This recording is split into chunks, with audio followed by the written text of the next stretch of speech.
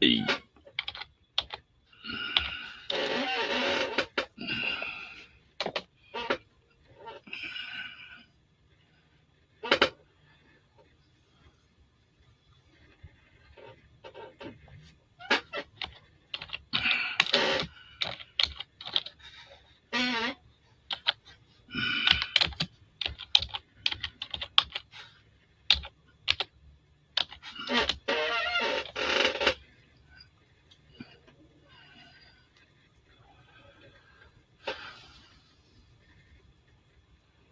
hello, Sean. How you doing?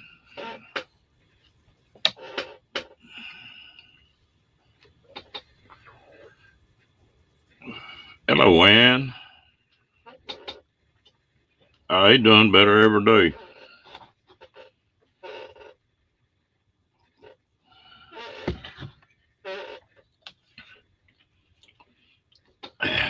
Well, what you been up to, Miss Ann?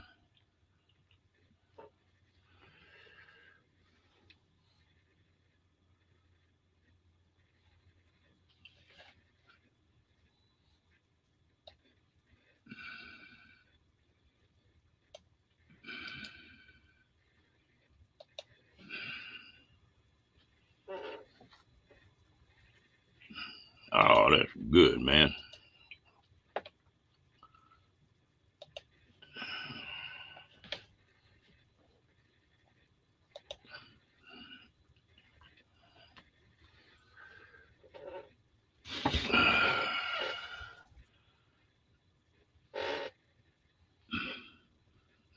I ain't got left at the gas station.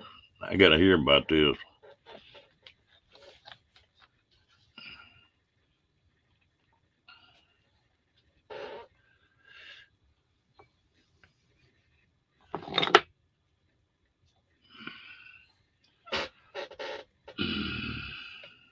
Well, who was driving? That's what I want to know.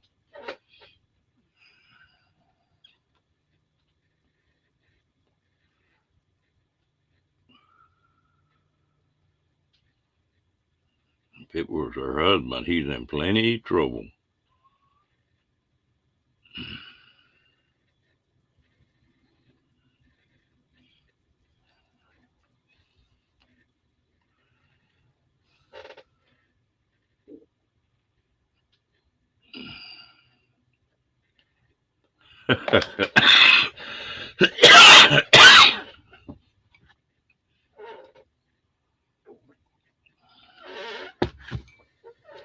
And a friend of mine did that, and they had a motor home. She got out and went in the station, and he drove off. And he was about 60 miles down the road before highway patrol stopped him.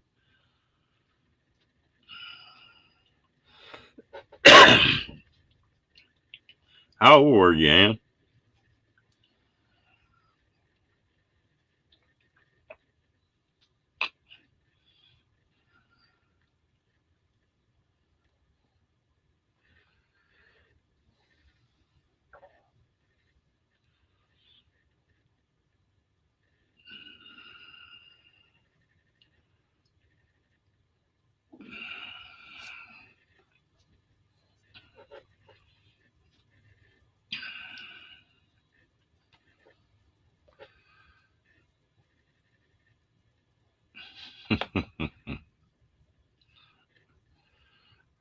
I guess we all got some crazy stories like it we could tell.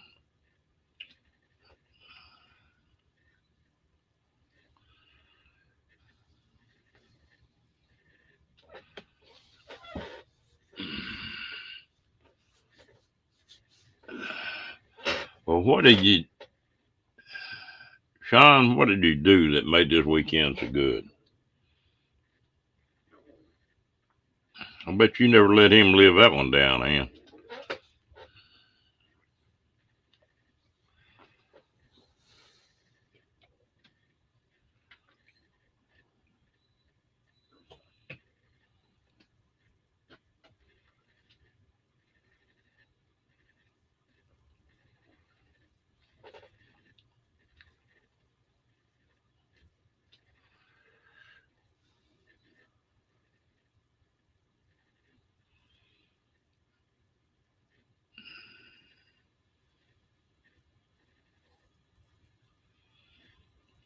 Yeah, stupid internet. I couldn't get it to come up.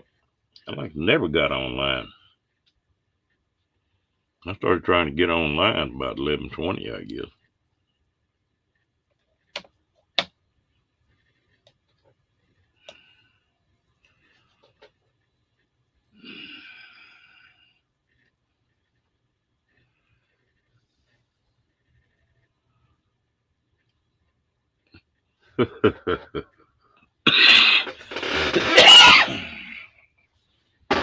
Yeah.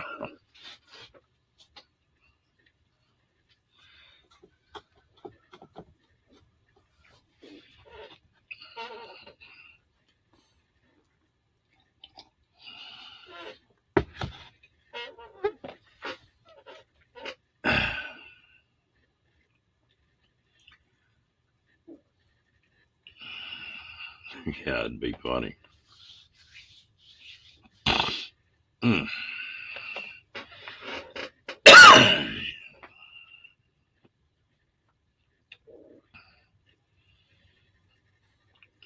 Yeah, I just said, what made this weekend so good, Sean? You get lucky or something?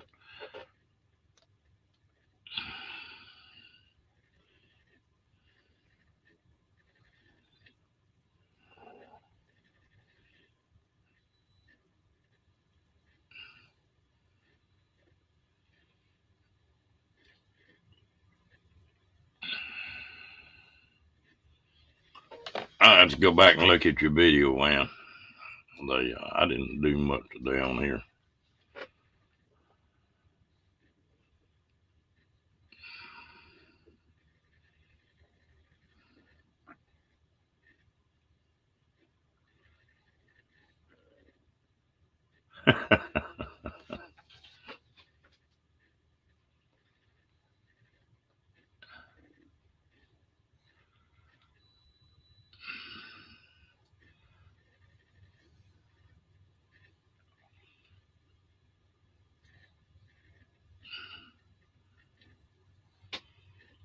It's funny what kids remember.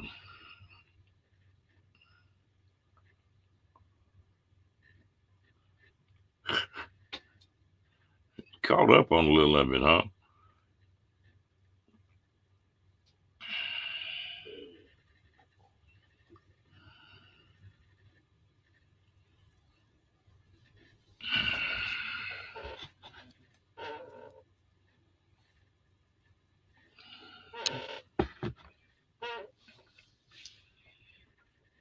Mm.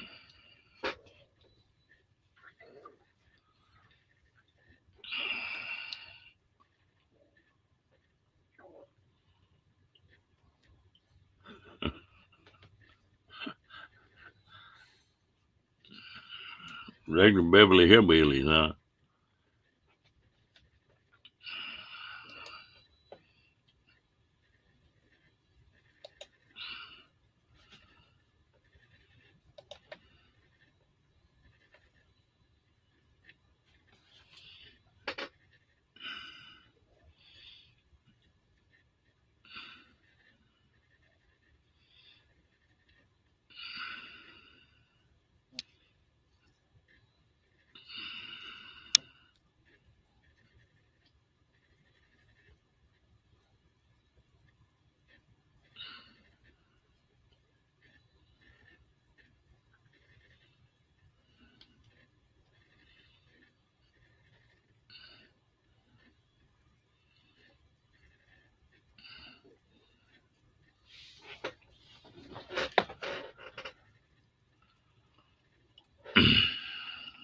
Sounds like it.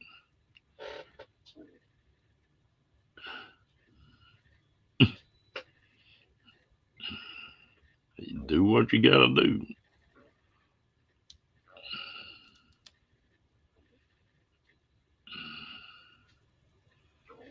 Mm.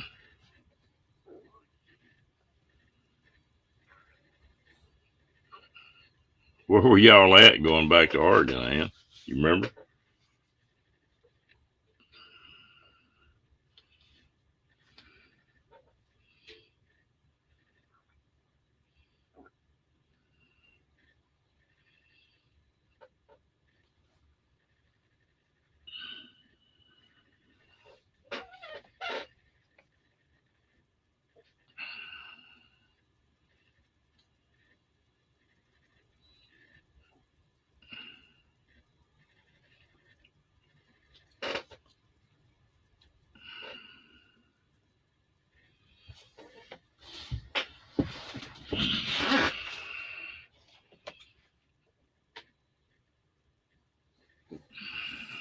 Many of y'all want to come up? Come on.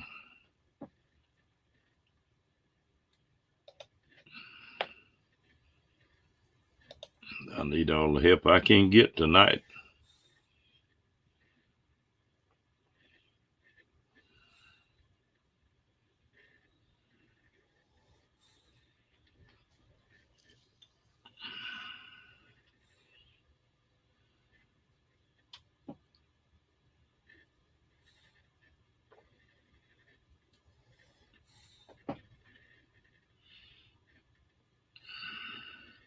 You know, it's a wonder any of us got grown.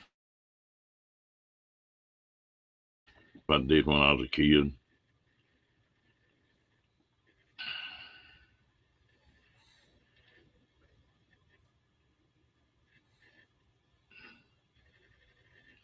Yeah, I don't feel real good, Diane. Of all times to get a sinus infection or something that, whatever it is, it makes me feel bad anyway. I'm not sick, just don't feel good. I was like Sean, I slept most of the day.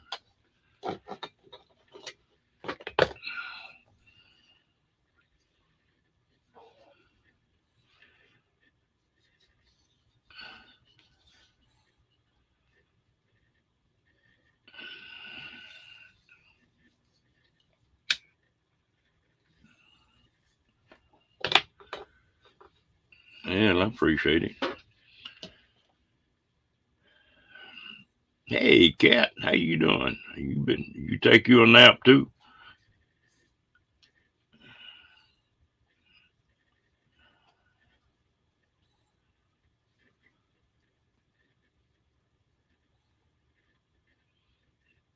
I think it's just been one of those weekends.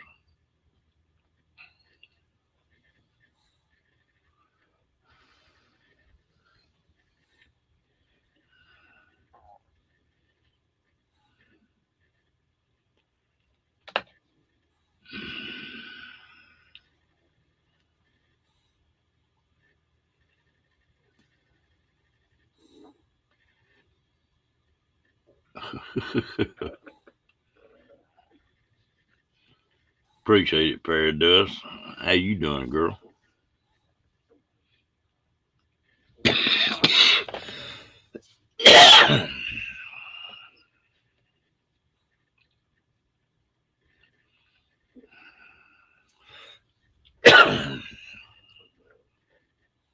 Hey, Janice, how you doing, girl?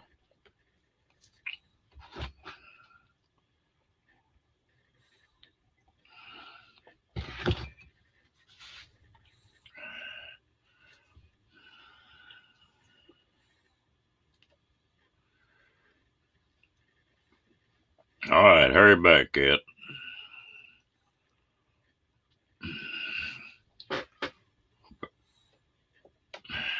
Hello, Linda. Well, Linda, did you take a nap this afternoon too? Everybody else has. I don't know. How about you, Janice? Everybody in here been sleepy all weekend. Mm,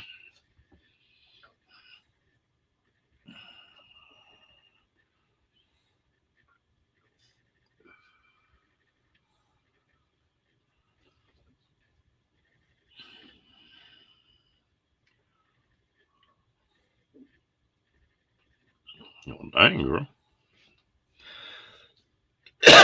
Something going on. It took me nearly 30 minutes to get on this thing tonight.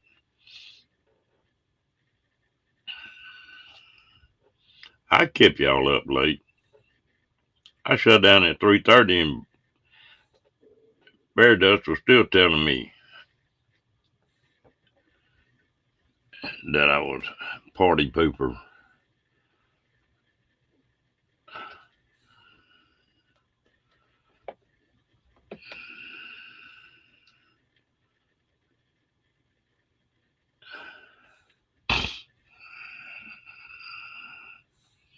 Oh, I think everybody's doing all right.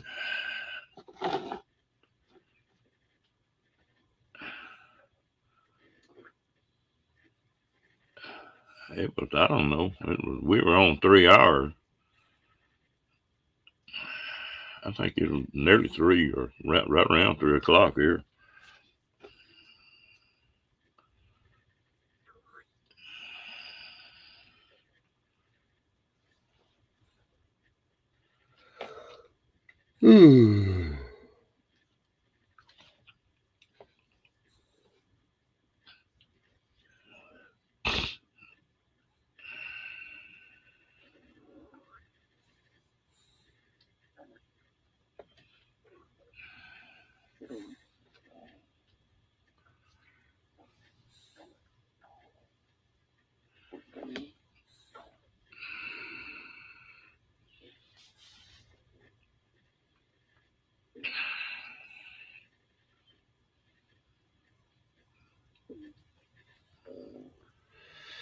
I think everybody has second thoughts, Linda.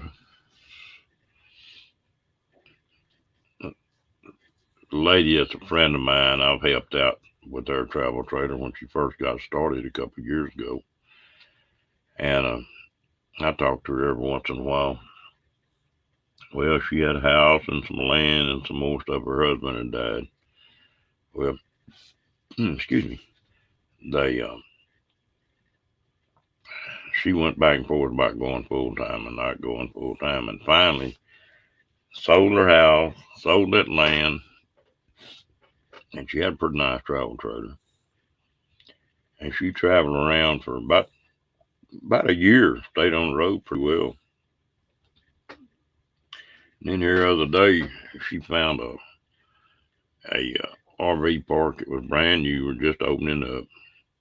Prices were good on a month's stay. She moved in there, and now she's just happy as a bug in a rug.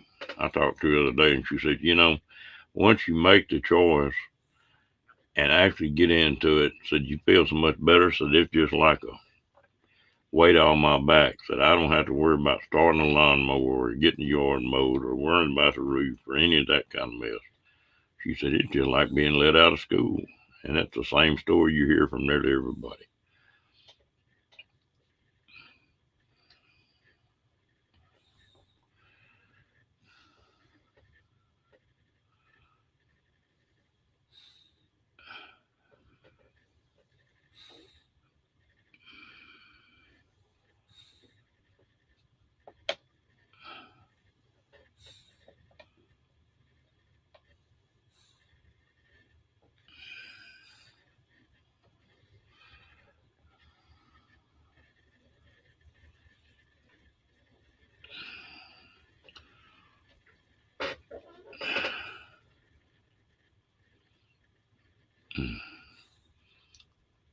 And I tell you what, it takes a while to get off into that lifestyle. Hard to get rid of everything.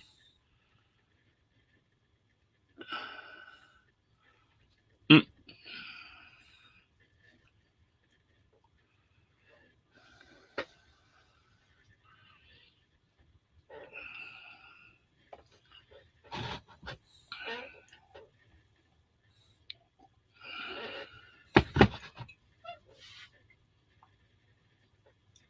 Mm. He spray your side too, or just his side?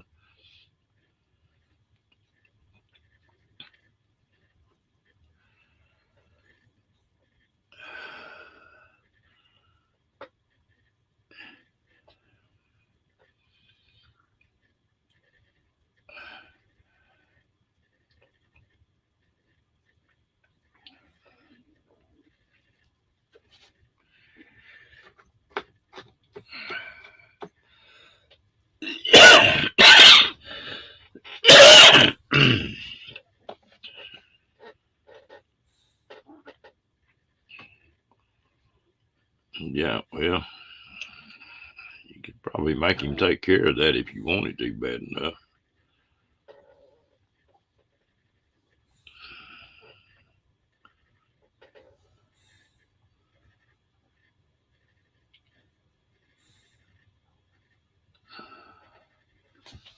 Yeah.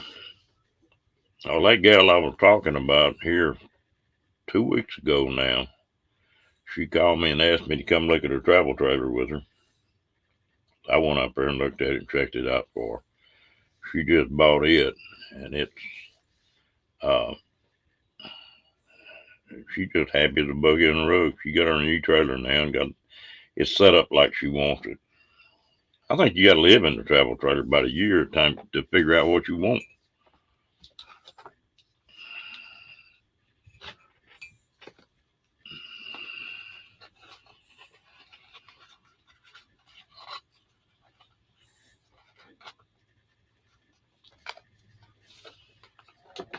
Some people just a pain. They're going to be a pain forever.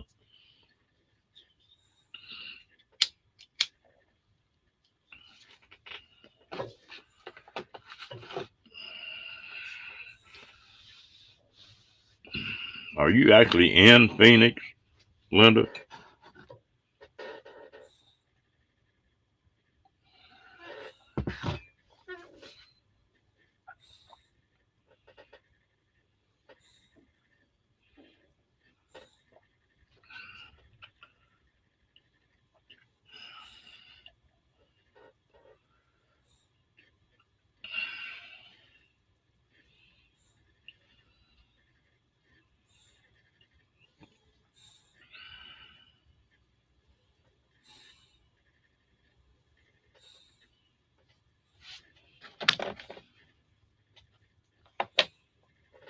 Okay.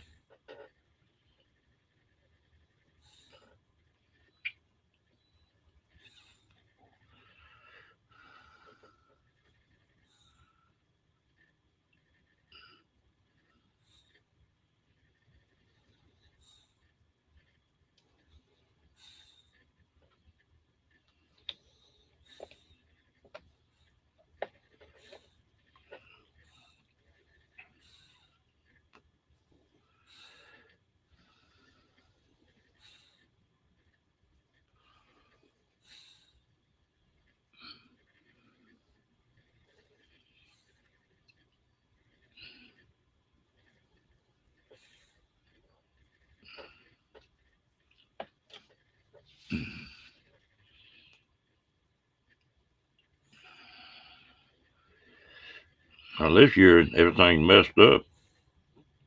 People that's normally already went north, they're still getting snow in places up there.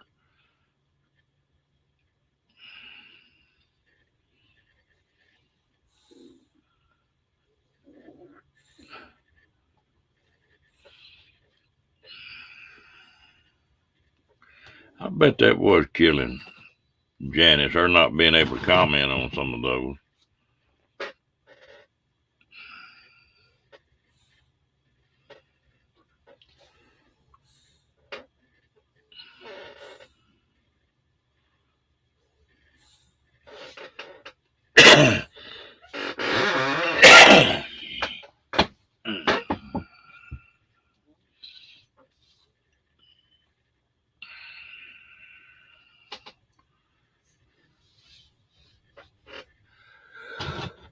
Ooh. I got to go tonight. Who was doing that other night? Oh, Amy.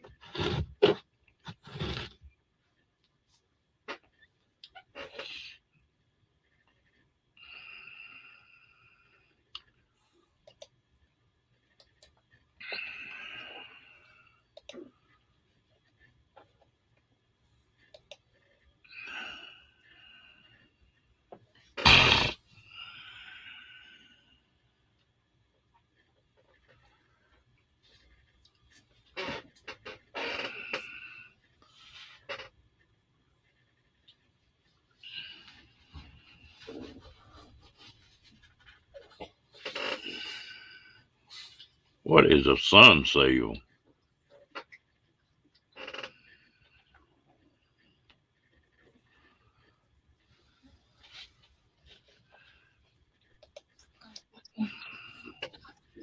Can't see me too good, can you? Hey, girl. Hey, I was going to show you my little patio.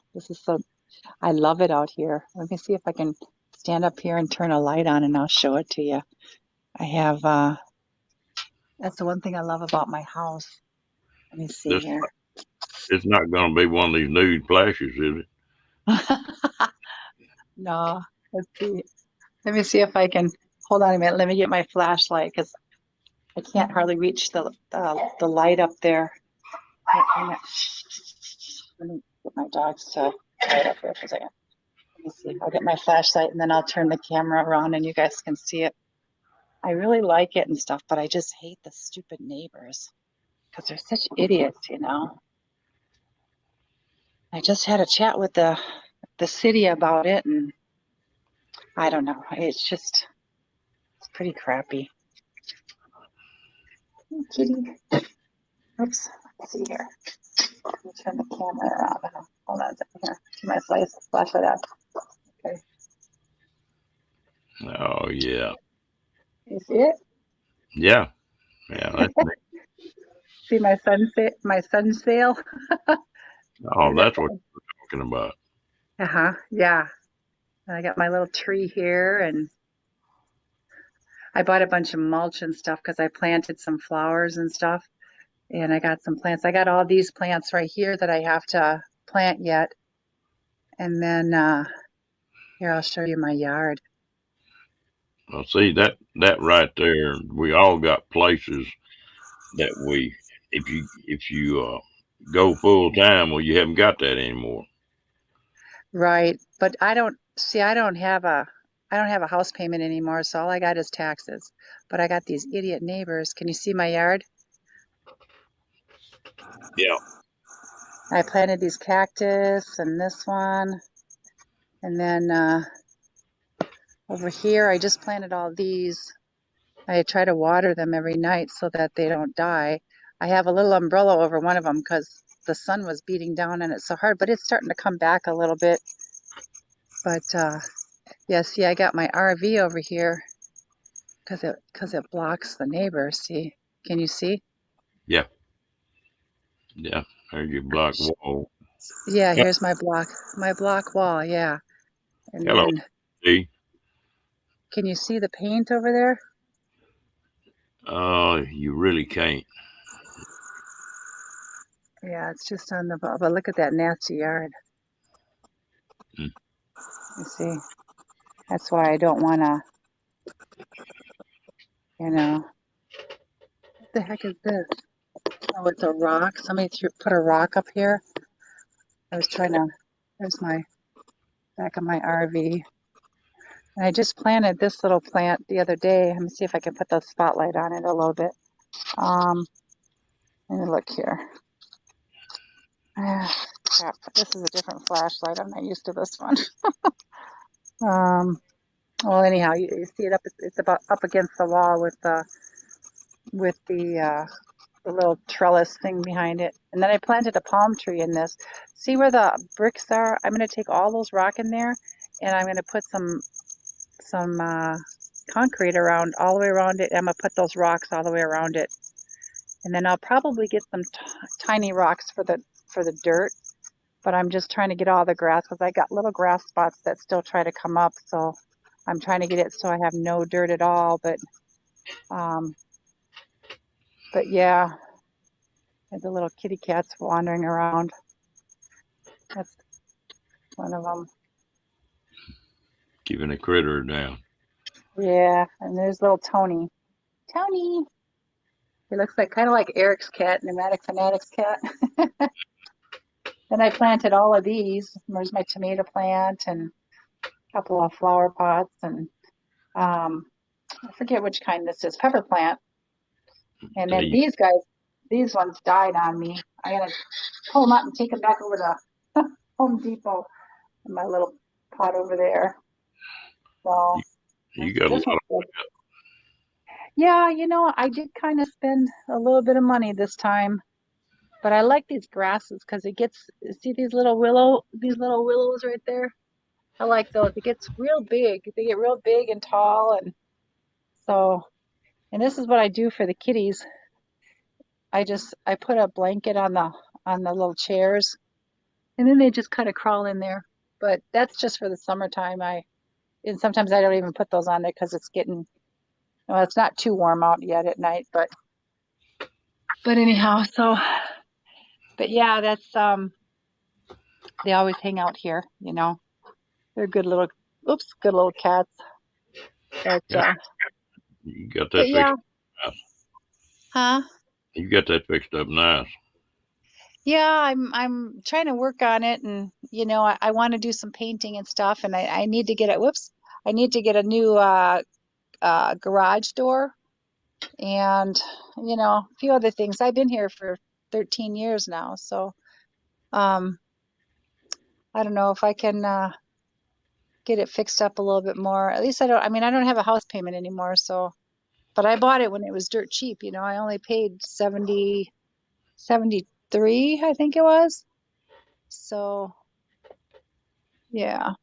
But yeah, I just paid it off last year. So cat, get off of me. You're all full of dust. You're kicking up dust everywhere. Ugh. Come on, get down. Get down, Mocha.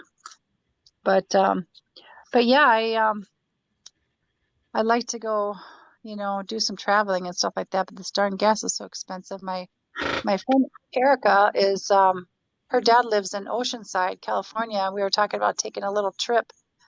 I'd like to take my RV, but I don't know. Well, the gas prices are really high in California, so we might just take my car. But we were going to go out there and, you know, probably not till, well, I don't know, maybe we'll take a ride out there before I go to um, Illinois and Wisconsin, because I have my reservations already for RV Rebel Girls um, meetup in Illinois. So I got that paid for and everything. So I'm gonna go out there and hang out with her and then go up to Wisconsin and go visit some friends and stuff like that. So I yeah. think I think you're gonna see a lot more people just traveling in a vehicle, and I think you're gonna see tent camping go wild again. Yeah, right. Yeah. Yeah. I need to get a I've been looking for a Jackery again, and I was hoping that where I live, because in Avondale, let's see, Avondale has a Harbor Freight, and then over there at in Surprise has one, and I don't know, I suppose a few others, but there's no places in Arizona, any of the stores, they're not carrying those 1,000 watt Jackeries, because they got them, like I can go to California and get one, and they got like 1,000 watt for like 8.99. But um, I don't want to drive all the way to California, and I don't think you could order them online because I don't know if they ship them, you know, because it's the battery, you know. No, I think they can. Can they? Yeah, I think so. Fairy dust. Did you order yours? I think she ordered hers. Uh-huh. From Uh, from from Harbor Freight? no, not from Harbor Freight. I don't know that. I don't know where she ordered it from. Oh, okay. Hmm. Still on here. We'll ask her in a minute. Yeah. Yeah, because I just, you know, I like my Jackery that I have. It worked really well when Kenny and I were out in Quartzsite, you know, but I want something a little bit bigger that'll accommodate more power, you know, because, you know, just having a small one, it's not going to last me very long. And I don't know. I don't know what I'm going to be doing, but I know when I go to Illinois, the campsites have electric, so that's a good thing. You know, so yeah. Yeah, it's, you know, I I didn't want to put any holes in the top of my RV, so I thought, well, if I ever, you know, just spend the money to get the bigger Jackery, then I'll just get the solar panels and just do them that way, you know. Well, you know, So, them Zacharies, you can put a hell of a lot of solar on. Yeah, there you go. Fairy dust says she got hers from Amazon, oh, okay. and said it's I don't know. Can you see the chat? I'm just turning it on right now. Yeah. Um, oh, the EcoFlow 1260. Oh, okay. So how do you like that then? Is that well, that's pretty good, 1260. How much does something like that cost on Amazon? I'll have to look that up. Yeah, because that's something that would be kind of good too, because it's over 1,000 watts, you know. I want to get a refrigerator too, but I don't want it to be too big because I got one of those oh gosh, I can't think of what they're called. It's a cooler that is like bear proof and they sell them at Walmart. And I bought one of those a couple years ago, but it's so darn big. It even takes up a lot of room in my RV. But I did make it so where um I really don't use the dinette as a dinette, so I make it into like a couch bed like thing. And so I did raise it up a little bit higher. I put some 1x2s on there. So I lifted up the whole seat up a little higher so I can just push the cooler under there because I figure if I use that cooler, which I already bought it now, I can at least put sodas or waters or whatever in there so it saves room in my refrigerator because in my RV I don't have a big refrigerator no more because I um, took the old one out because it wasn't working anymore and then my friend Lewis helped me to build like a little pantry over where the upper part of the refrigerator was, and I just have like a three-way refrigerator in there now, just a small one. It's a Norcold like the one that was in there, but it's just a small one. But yeah, I thought I don't know if I seen what's her name Caravan Carolyn, she used one of those um what do you call it? Those it's a solar panel, but it's the flexible kind, and you can just tape it on your truck or whatever. She just like taped it down on the top of her van. I think with some Eternabond tape or something like that, Yeah. or maybe Gorilla tape or something. And I guess it worked pretty good. But I wanna get something like that, but I don't know. Is that the right kind? Because I know like with my little small Jackery, you can't use more than 100 watts. I think 100 watts is the max that you can use to charge that one. Um, but I don't know. You don't have. Do you have to have an MPPT controller If you to? if you use a solar panel, you need to. Doesn't the Jackeries have one built in? You got me. I don't know anything about those actors.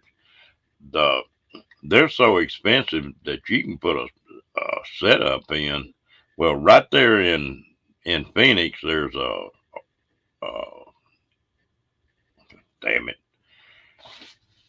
a solar panel place that's got used solar panels, and Uh-huh. they're so good. Never, they were like selling 250-watt solar panels for like $50. Really? Oh, I mean, are you talking about yeah, I know. I think I know what you're saying. But they're the hard ones though, aren't they? That's a hard one. The ones that have the metal frame and you have to drill it in and all that. Because I was just going to use it for like, if I can put it one on, if I get a flexible solar panel, I think it's the 8 mm plugins for the Jackeries. And some are 10 mm, I think. I'm not really sure, but anyhow, I know that there's a difference between the Jackery and a lot of others, but anyhow, I think they have that built-in charge controller inside those, I bet they do. power bulbs. Because Yeah, I think you'd they be do. battery up.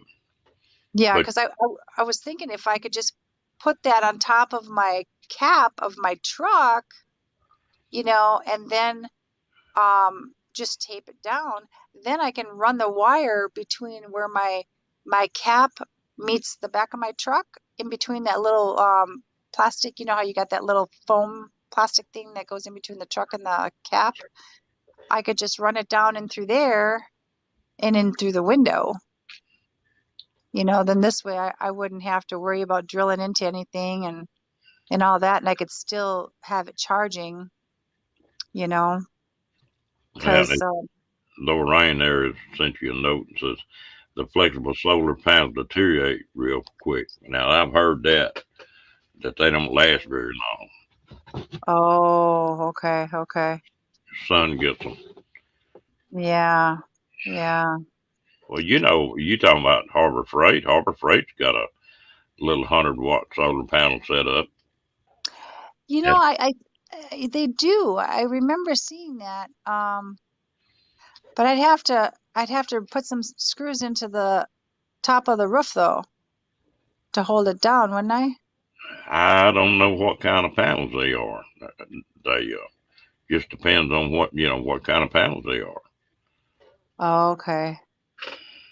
Okay. Bernays says altogether EcoFlow and a Renogy flexible 175 watt. Okay. That's one panel? Just a one panel for 175? Is that two panels or one panel? 12-volt solar panel total 1350. That's not that bad.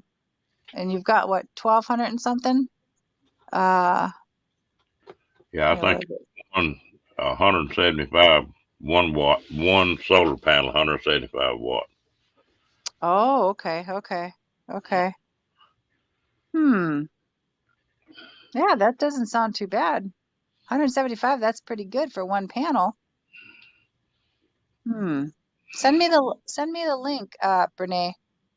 Um, I don't think I've ever seen a 175 watt Renogy Really? flexible panel. Have you seen one, Ron? I've No, never seen one. I, I don't think. Well, it says flexible. Yeah, Renogy they're a good company. yeah, yeah. Thanks, Brene. Yeah, yeah. That's I've heard a lot of good things about them too. The EcoFlow. I'll have to. So, Brene, do you like the EcoFlow? I mean, have you been trying it at home and seeing? I use my little Jackery to charge my phone sometimes because I have a short cord and with the plugged into the wall. If I'm laying there watching TV or something, I just plug it into the Jackery just to have it easier. But have you been testing it at home? Cat, Cat's asking you there. Said she had a 340-watt Zachary and a 500-watt, and said she doesn't use the 500-watt much. Oh, okay. Well, I just want to have enough power that because the the ones that have more power, they don't run down as quickly, So if I go here and there and wherever, I might not have electric. So I just thought, well, if I have more of a power bank, it would last me longer. Like I borrowed Jamie's 1,000-watt Jackery, and Pneumatics. Um, when I was out in Quartzsite, because he installed my MaxxAir fans in my RV, and I didn't have any power, and then he borrowed me his Jackery, and it was cool. I was just like, oh my God, I can watch TV. I was so jazzed, that I could actually watch TV because we were in Lake Havasu and there was no power because we were boondocking and stuff and but it was just so cool and I just thought and it was like it was probably 3 days that I used it and it hardly was I mean barely went down to 70% and I watched it for several hours each day. So it lasted a long time. Okay, so charge with 100-watt suitcase style panel. Oh, okay. So, and then haven't found it yet, but I'll do some research. Okay. We got Renogy 200-watt suitcase with control and love it. So, but I did buy one of those suitcase ones, but it was so heavy. It was just hard for me to lift it, and it was kind of clumsy for me. So I think personally, I think I would probably do better um with a what do you call it? A soft soft shell one or whatever, so that it's not so clumsy and heavy because it was pretty heavy. It had like a big steel frame around it and or aluminum frame rather, but it was pretty heavy though. It was like I want to say it was like 20 pounds because I stood on the scale and then checked my weight and then I killed it with, in my hand to see, and then it put on 20 pounds. So it was pretty heavy. She's the cat talking about that hers were just weighed about 10 pounds. Oh, wow. I, Hmm. if you're going to go a flexible panel, Uh-huh. you can even get these folding flexibles, that fold out that you can set. Yeah. Cat said just plug it in a cigarette lighter when you run down the road to charge it. And Yeah. but and just know that you buy a flexible panel, it's just not going to last, 15, 20 years like a hard panel will. Right. Right. Yeah. Life on a hard panel is like 25 years. Oh my goodness. Well, I know that they have that one solar place that's up in Flagstaff, and they have some really good deals on solar panels and stuff. And Jamie was gonna install solar on my motorhome, but I don't know. I couldn't afford it at the time, with all the between the equipment and then what he was charging and all that. It was just a bit much, and you know, so I had to pass on that. But he did do a good job on my Max Air fans.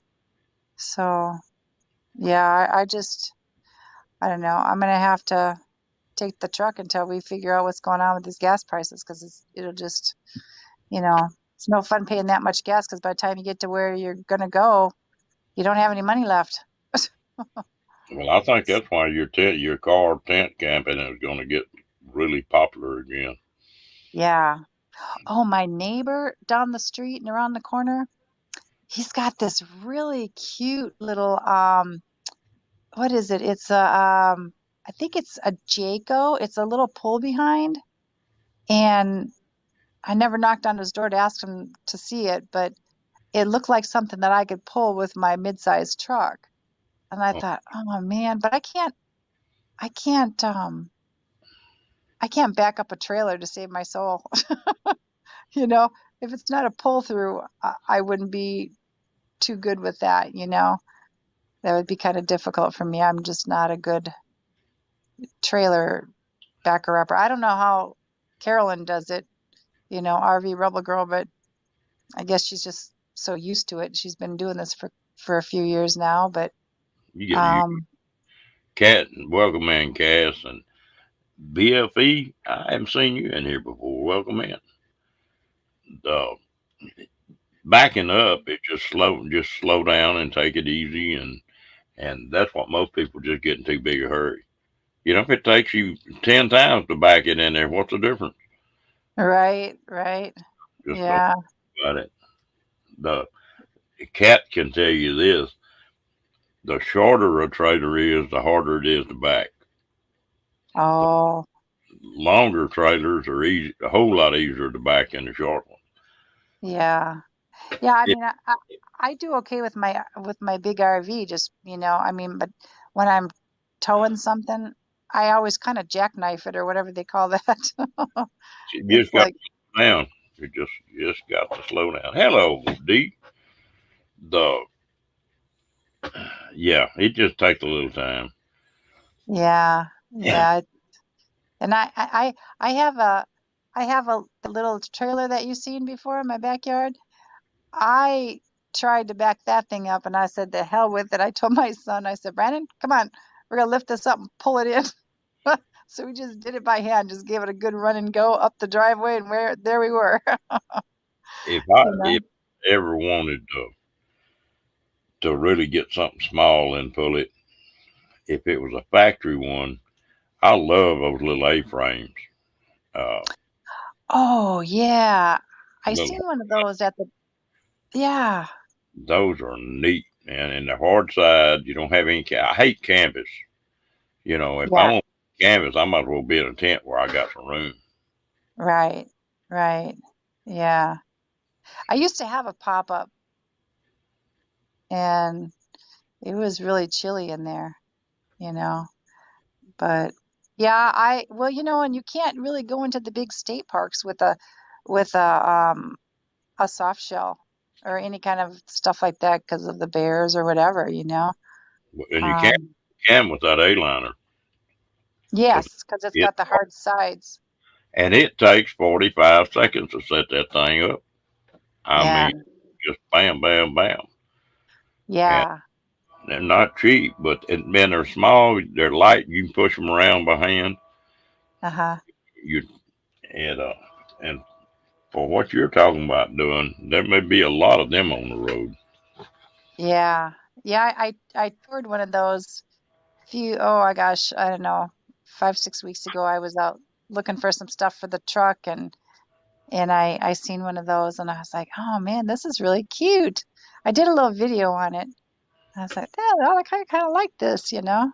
But when I get to Wisconsin, I'm just gonna go looking around. Carolyn bought her van in the town that I used to live in Neenah. And I was like, "Oh, you bought it from Bergstrom?" She's like, "How did you know?" That's why I used to live there for 10 years. But but yeah, she's got a nice setup. She's got that, you know, that little trailer and then the van gives her a lot of extra space for, you know, whatever she's carrying along. I'm, But I'm gonna look around and look and see. I mean, I like my RV. I just wish it was a little bit smaller, not quite as long, because it's 26, 27 feet, something like that. Yeah, the scamps and the casitas are really cute too. I know that one girl, I can't think of her name right offhand, but she has one and she's a YouTuber. I can't think of her name. I've got Um, hmm? I've got a casita sitting outside. You do? Yeah, they Is that what you camp in? I did for a long time, and I was getting ready to sell it. My daughter decided she wanted to borrow it, so Uh-huh. she brought it back over here the other day. But then Uh-huh. I was talking about selling it again, and she said, "Oh no, I want to borrow it again." I said, "Okay." I think it's a 213. I've drug that thing all over the damn country. I'm talking about, uh, and it's great for one person or two, if you know, Uh-huh. friendly. But it's pretty tight too. Yeah. Yeah. Oh yeah, Kathleen says Bex the cat herder. Yes, that's her. Yeah. Yeah, I met her at the RTR one time several years ago now, because I've been going to them for a few years. But yeah, she's got a cute little one. Yeah, yeah, yeah. She's real tall, blonde hair. Mm-hmm. Yeah, She used to yeah, post a lot. I don't hardly ever see her post anymore. yeah. I only once in a while, but you know, it's kind of funny because you know, YouTube doesn't always give notifications when people go on for some reason. I know I was talking to this one girl. Um, what's her name? Erin something. Erin. I don't know. She's um. Anyhow, I hadn't seen her in a long time, and you know, one of her videos just popped up the other day, and I chatted with her for a minute. But um, yeah, sometimes YouTube doesn't always post to to your channel that somebody uploaded. Maybe I need to kind of go through my subs and you know the ones that I don't watch. But I try to go through, especially like the ones that have the rigs and all that stuff, or the ones that they make their own or whatever. I like to save some of those because then you can kind of get ideas. I sent Brene a few really nice van ones that I seen, and I thought, ah, man, some of these people are so clever. You know, they The, think of the the casita, the one I bought, was a 213, and I can get as much out of it right now as I pay for.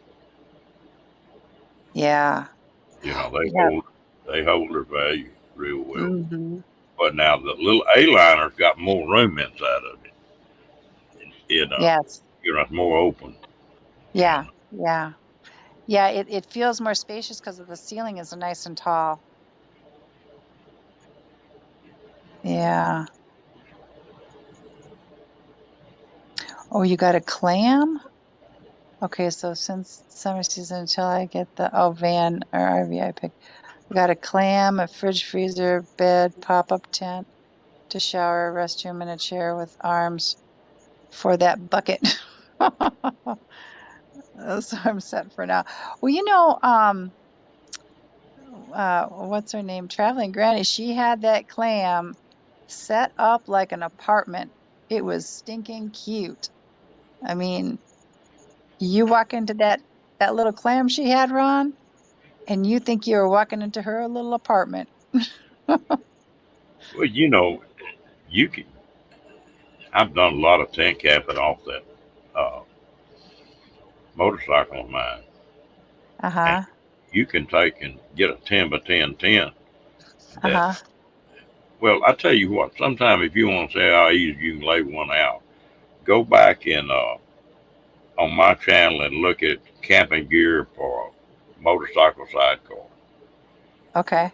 And it shows the pictures of the inside of my tent, the way it's set up with the cots and the sharing the whole 9 yards. I'm comfortable in it. I mean, I've got an extra wide cot, which is like Mm-hmm. 30, nearly 40 inches wide, and a Mm-hmm. pad for it. No air mattress. I don't like them. And Mm-hmm. I've got a table and a coffee pot and of course, lights inside of it. Mm-hmm. Uh, yeah, I got everything I need in that tent, and if you do it right, you can set that tent up and get everything ready to go in 15, 20 minutes. You know, Yeah. it's not that Yeah. bad. And now I have been looking at something here in the last few days, and they're building some little bitty portable air conditioners now. Little bitty dudes. The stand-up kind? Yeah, and well, they're like 110, but they're made for tents. What? Who are they made by? There's 3 or 4 companies. They're just coming into the country, but they got one vent hole that you Uh, can put in that thing, and it'll cool that tent off. And that's the only thing wrong with tents. If you get real hot, well, it's hard to yeah. cool off. But these tent sites are getting electric in them now. And in fact, there was one big tent company, Ozark Trails, I think, that was Uh-huh. making some bigger tents that you could just put a 5,000 BTU regular window air conditioner in. It had a place for it. Yeah, that's what I have. I'm gonna put that on the I'm gonna cut a piece of wood. I gotta go get myself a good piece of wood and then sand it down and then um put some varnish on it or whatever, waterproof it, and then I'm gonna cut a hole and then put the 5,000 BTU AC unit that I have and just set it on the tailgate. And Yeah, yeah, but in the Midwest, Kathleen, you need a little something to keep you a little cooler between the bugs and the humidity. It's not no fun. Wisconsin's got a lot of those, so you know that's why I thought, well, I have a generator too, but I don't have the arm strength very much anymore to pull that generator cord. hello. But And hey, let's see, Roman, how y'all doing tonight?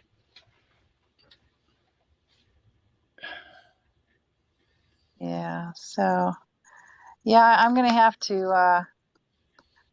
to get a few things before I head on out. Oh, you live in the Midwest, Kathleen? What state do you live in?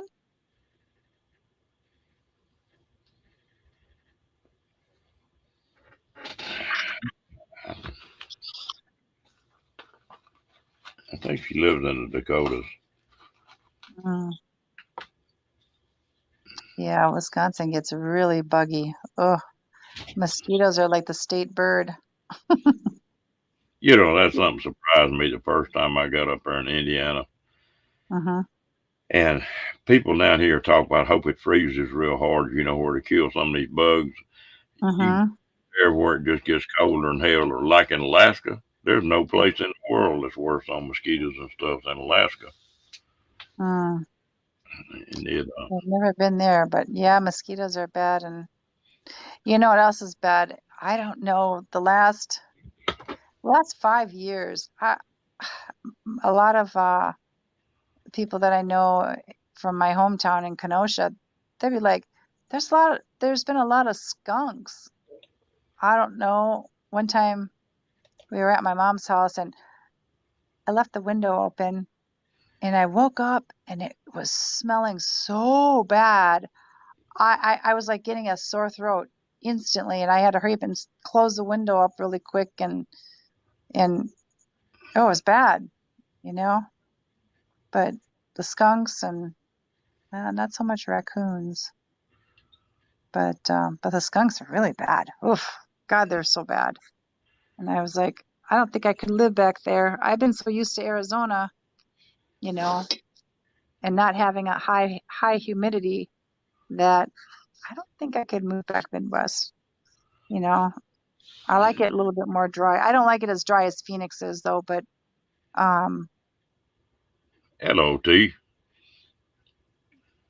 I do like the drier air. Well, I tell you what, you can Texas. If you camp in Texas in the summertime, you better have air conditioner. Or you, Oh yeah. I used to live in Arlington. I know what the heat is in Texas is too. I because lived in Fort Worth and in Arlington. it's humid, but it's also just hotter than hell. It's not. Yeah. You got both of them. Yep. Yeah, I remember when I first was married and we were out and my husband was stationed in Grand Prairie, Texas, and we didn't have any AC in the car and I was like, "Oh, this Texas heat is hot, you know." It'd be just my back would be soaking wet just driving to the store and back. So yeah, it gets really hot there. Yeah. Good night, Anjay. You have a good one. Yeah. Fairy dust, why don't you come on up here? You can get rider's cramp. Right. Oh, I'm doing fine, T. Yeah. I like to camp off that motorcycle of mine. I enjoy riding it and stuff. But that's the only thing. If you camp anywhere in the South in the summertime, well, it's hot. Yeah. You better have some wind blowing. Yeah. Yeah, that's the thing. You know, I got one of those little what do they call it? It's that little square box and you put ice water in it and it blows through a fan. Like it's like a swamp cooler they call them out here. I got one at the Goodwill the other day for $5 and at the Home Depot they sell them for like $38. So I took it home and it was used and everything, but I put it in some vinegar water and kind of cleaned it off really, really good and rinsed it really well. And I put some really cold water in it and turned it on. The little bugger worked. I was surprised. Cat, you're right about that. But I still remember when I was a kid, being in the back seat of a car and that damn hot air coming in them side windows. I remember my parents got a deal. You talking about putting ice in that you could hang in the window and roll the window up on it, and you put ice in it, and the air come in through that thing, blew inside the car to cool it off. You had to put ice in it though. Yeah, yeah, that's like that little machine that I bought too. It's just a small thing, you know, you like sit it on a desk or something like that.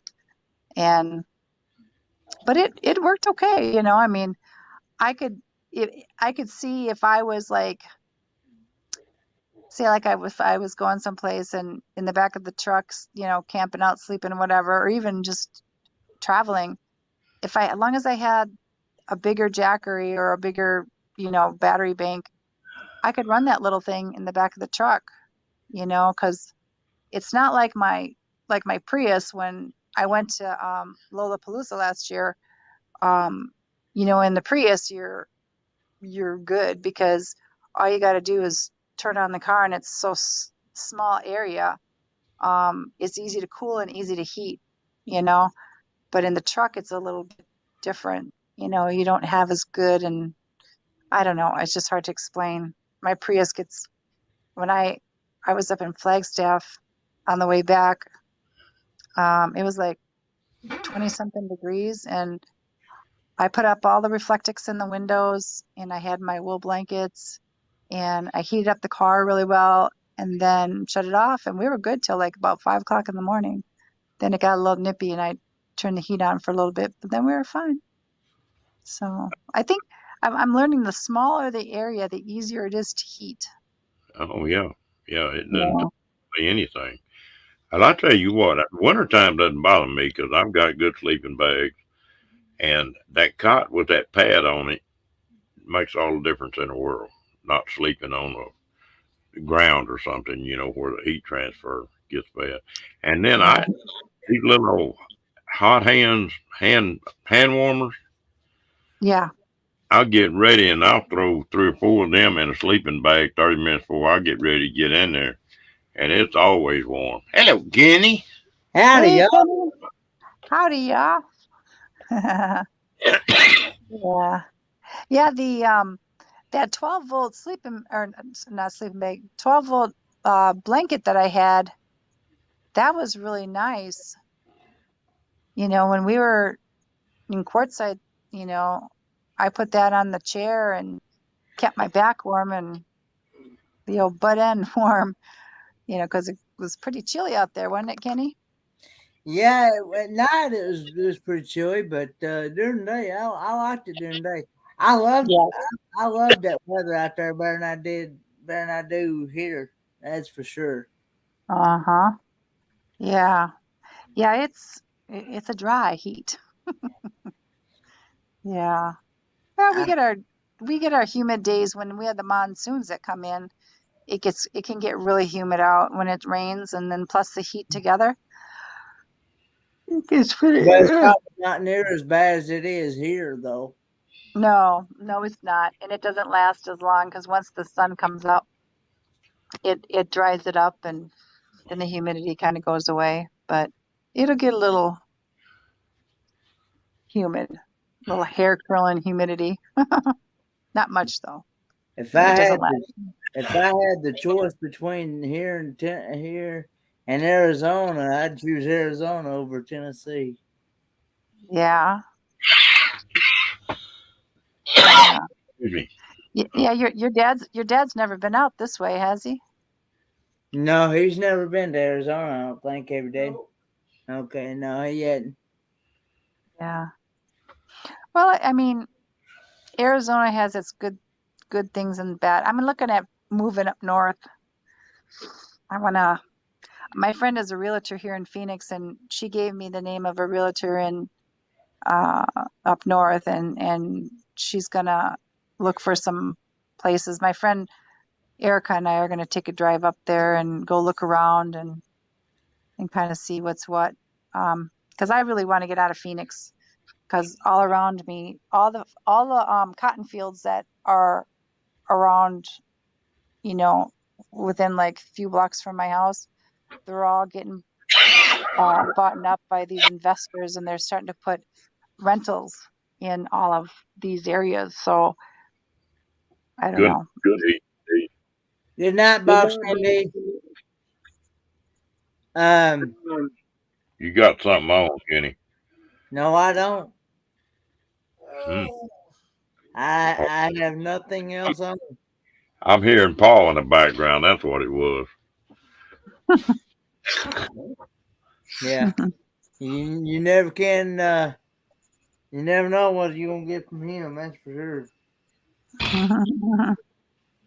Well, I tell you, that's what my channel really started on, was how many different ways you could camp and go full time if you wanted to. You know, Mhm. there's a jillion different ways you can do it. And, Yeah. and you know, Oh, and it's going to be important for the next, depending on this gas. These big rigs may go down the road, or people just going to quit moving this far. You know, yeah. Yeah. Yeah, I think. Hey, Prince Daniel. I shared out your live stream on Facebook and YouTube community tab. By the way. I appreciate it, Mr. Kenny. Hey, did you happen to delete your Facebook? Me? Yeah. Uh-uh. Oh, 'Cause well, no, I did for a minit and put it back up. They, I'll get, okay, because I usually when I tag your name on Facebook, it usually comes up with your picture of your dog. Did you change your profile picture? oh, I don't remember, Kenny. Oh, okay. Oh, I think that dog's still on it. Well, it usually comes up, but it hadn't come up. It comes up with other different Ron Smiths Hmm, on there. I don't know. Usually. God.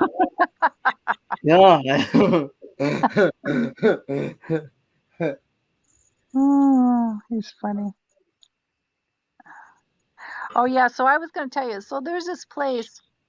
Have you ever been to Page, Arizona? Page, Arizona? Uh-huh. No, I've never been to Page, Arizona. Ron, have you ever been there? Yeah, What did you think of it? Did you go to those big I don't know, what do they call them? Canyons or whatever? I just passed. I've gone through there a dozen times, Hmm. uh, and it's pretty up in there. I like it around Page and Sholo and all up in there. Yeah, my friend Erica lived in Page for a long time, and we were watching it tonight on YouTube. This one guy has a channel, and he was talking about Page, and it's just really, really pretty. So her mom was just up there. Well, actually, she's up there this weekend, and at a graduation, and she was showing me on the video. Look it up, Kenny, on Page, Arizona. Um, Page, Arizona? yeah, it's really cool. It's really cool. You Hmm. know, they've got these, I don't know what they call them. Uh, is it like a canyon or something? And then it's got the Lake Powell, I think it is, but it's drying up really bad. So they're going to have a water shortage here pretty quick in Arizona. And so I don't know. I don't know what they're going to do because we don't hardly ever get any rain. I mean, hardly ever. We haven't hardly. Hello, It didn't even. Daniel. How y'all doing? Hey, hey, Daniel. Hey, Ellsworth Carl. I believe that RFBFE is a new name to me. He said it's something about changing his name. I never have figured out who it is.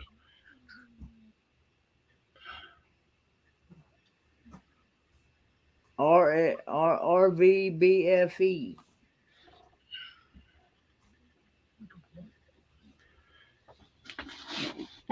What was your nick before you changed the name, RV?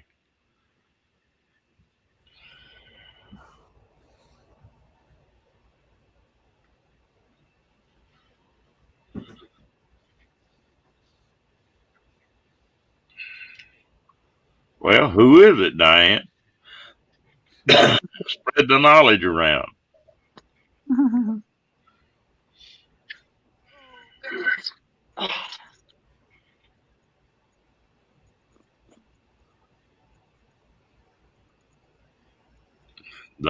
Hello, William. How you doing, bud? What you been doing, Kenny? Oh, just catching up on YouTube videos and just taking them. I took a nap today. Seems like everybody took a I nap today. What you been watching? White Witch. no, I haven't even. I haven't been to her channel yet. I've been catching up on. I watched one of your live streams where I'd missed weekend. I was gone uh, to that truck show, and I commented on it. That's the reason why I wasn't over here as soon as you went on, because I was trying to finish watching it. Yeah, I was late getting on here. Yeah, well, I watched the whole thing. Like I said before, when I actually subscribed to a channel, I don't. Uh, I don't just watch part of a video and then leave. I watch it fully all the way through. And because I know that benefits the channel, that helps the channel. What is shining on the screen, Linda? It's my light. I was just gonna say I'm gonna probably go in because it's getting a little nippy out here. Oh, okay. So I'm gonna drop down and I'll sit in the chat for a while though. Hey, Alrighty. Linda. All right. Have a good night, Linda. Yeah, I'll be here. I'm just gonna drop down. I'll see you. What I'll be in the chat. I Okay. figured Mary dust up here. If y'all wanted to talk about that camping gear, we'll talk. Oh, well, let me hold on just a minute. Let me turn this light off. Then I'm gonna sit in the dark. Hi, Kenny. So now, have you tried it on anything? No, it's still in the box. It's pretty heavy for me, but Yeah. no, I haven't tried it yet. What I'm trying to do is just get everything ready inside the van and travel with it, and we'll see how it goes. Yeah. Yeah. Well, with having that flexible solar panel, that I think will be easier. You know. Right, that That's one what- is a lot lighter than the foldable panel. So that's why I got the flexible panel. And I did do research and I did call Renergy to find out if they're compatible with your your solar pack. And I also called EcoFlow. And EcoFlow says as long as the panels are not under control, they can pretty much go in any of your power packs. What do you mean? So control meaning they have their own brain to be controlled under their own. Oh, I the guess. MPPT. Yeah. I They guess don't need their own Renergy. No, if it's a Renergy power pack, you could only use a Renergy flexible panel. No, Renergy does not have its own control, so you can use it in any of your power packs that okay. have the MC4 connection. Yeah. Okay. Okay. But you don't need a MPPT control box. They never mentioned that because I found out through my research exactly what I wanted. I pinpointed and I asked specifics on that if it could connect to the EcoFlow, which they said yes. Oh, okay. Was it like an 8mm or something like that, or 10? They just said it connects with the MC4. Oh, okay. Okay. Yeah. So when you pick out what you want, you just make sure they all connect together, and you should be good. Well, so the EcoFlow. So then you purchased that first? All together. I went through Amazon. Oh. Well, first I did my research, and then I found out that the EcoFlow, the type that I got, which was a 1260 watt, I can use it if I still stay here in my house and we have an earthquake and the power goes out. I can still use it here at home for my refrigerator, whatever I have here at home. Okay. All you need is the sun for the 175 watt flexible panel. I can always get another one, but for right now, I'm just doing the camping. I'm testing myself out. And I know at the campsite, we're going to have power hookup there. So I'm really not going to use it there. But when I go out and boondock all over Oregon or Washington or whatever, I want to make sure I have power. And I'm just wanting the power for my 800 watt heater for at night when it gets cold. 800 watts. Yes. That's high. It is. And this is why I felt like the Jackery just didn't have enough horsepower. So I checked out the EcoFlow and they're really good. And they charge up 80%, at least 80% within an hour. So it's an awesome stuff. And that's why I purchased it. That's pretty good. But there's a little heater. Let me tell you what it is. I was thrifting, and me and my thrifting. Well, my 800 watt heater is really tiny. It's a little tiny square. And so just to heat up the van within what, 5-10 minutes, and that's all I need. That's what I'm talking about. What I'm Oh, going to use and how That's long I'm going to nice. use it. oh, okay, okay. Because I know that one that I got, I want to say it only it only draws like 40 amps. What the heck did I do with it? I'm cleaning my room out and getting rid of a lot of stuff. I know I seen that Yeah, today. stuff. I wish I could light a match to this house and be done with it. My gosh, you talk about stuff. I've got Yeah, this rock solid wood china cabinet. I don't want it. If anybody wants it, come and pick it up. I've got, just too much stuff in here. I can't I take do it too. anymore. Yeah, I know. I'm the same way. I've got like 4 bins of clothes that I'm getting rid of, and I've just got a ton of stuff out in the garage. Yeah, too It's much. yeah, it's just too much, and it makes you anxious, you know. It makes me anxious when I have too much things laying around. And then not only that, it clothes takes up a lot of airspace, and in Arizona you need all the airspace to get it cool. Because if you got too much stuff and clutter in your house, it doesn't cool off as well. I can't find those doggone heaters. So this, But like I said, this summer I'm just going to try to test myself out and see if I can handle the road. And if Mhm. I could, I'll give up this house and everything and just go full time and take my time everywhere. I don't have clocks. I don't have to rush it anywhere. But if I Right. cannot handle it, especially in a minivan, if I can Mm-hmm. handle it in a minivan, then I'm sure I can handle it in a bigger rig type thing that I end up choosing. But for now, if I can handle it, roughing it in a minivan, and Yeah. the stuff that I Well, bought, if I can handle it in the summertime, blah blah blah, I'll give up this house and yeah. I'll just go full time.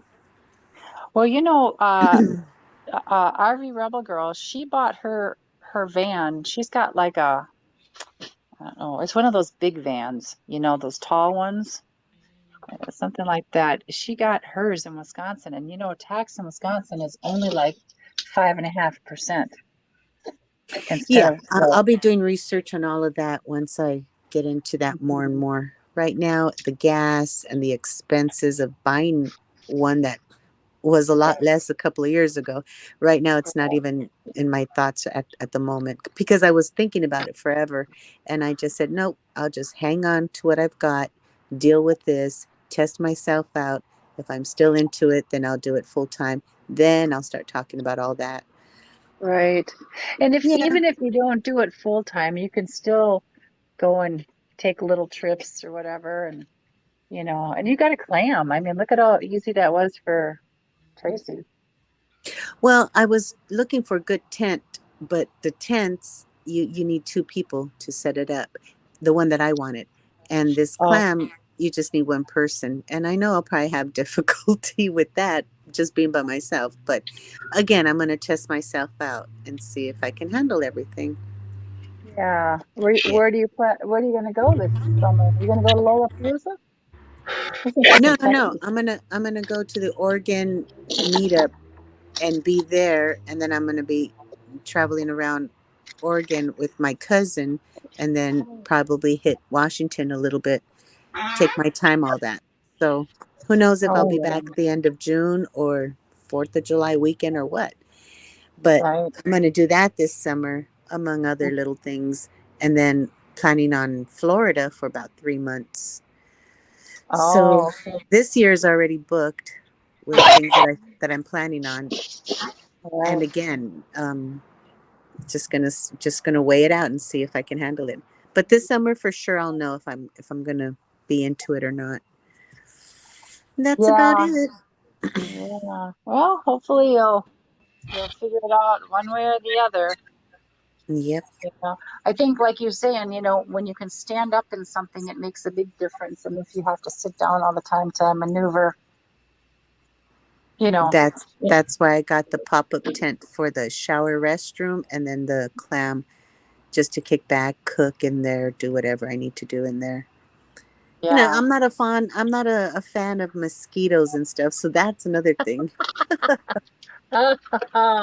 Well, and that's why I say when I go to Wisconsin, it's not it's not pleasant, unless you have something comfortable to stay in or whatever. I had my little Toyota that I used before, and it blows ice cold, because it's a motorhome, ice cold air conditioning, and it saved our butts because we were at a campsite in Racine, Wisconsin, and it was buggier than buggy. I mean, it was bad, and it was so humid you could just cut it with a knife. It was so humid, and I can't handle that very well because of my asthma and stuff.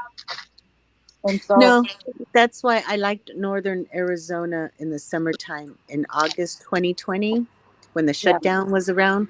But we ended up going towards the Grand Canyon and Williams and stuff. And being yeah, in August, it was uh-huh. awesome. It was really comfortable. Oh yeah, flag is real nice. Williams Flag, all that up there is really, really nice in the summertime. Hmm. You gotta Yep, go up to if you go up to Flagstaff, go to Cinder Hills. okay, that Look up sounds good. Cinder Hills. Yeah, it's real nice in Cinder Hills. I don't know if you can see this. Can you see this? Let me see. Barely. It's it's a my. Oh, let me see here. Is that better? Yeah. Oh, your heater? Yeah, How many watts?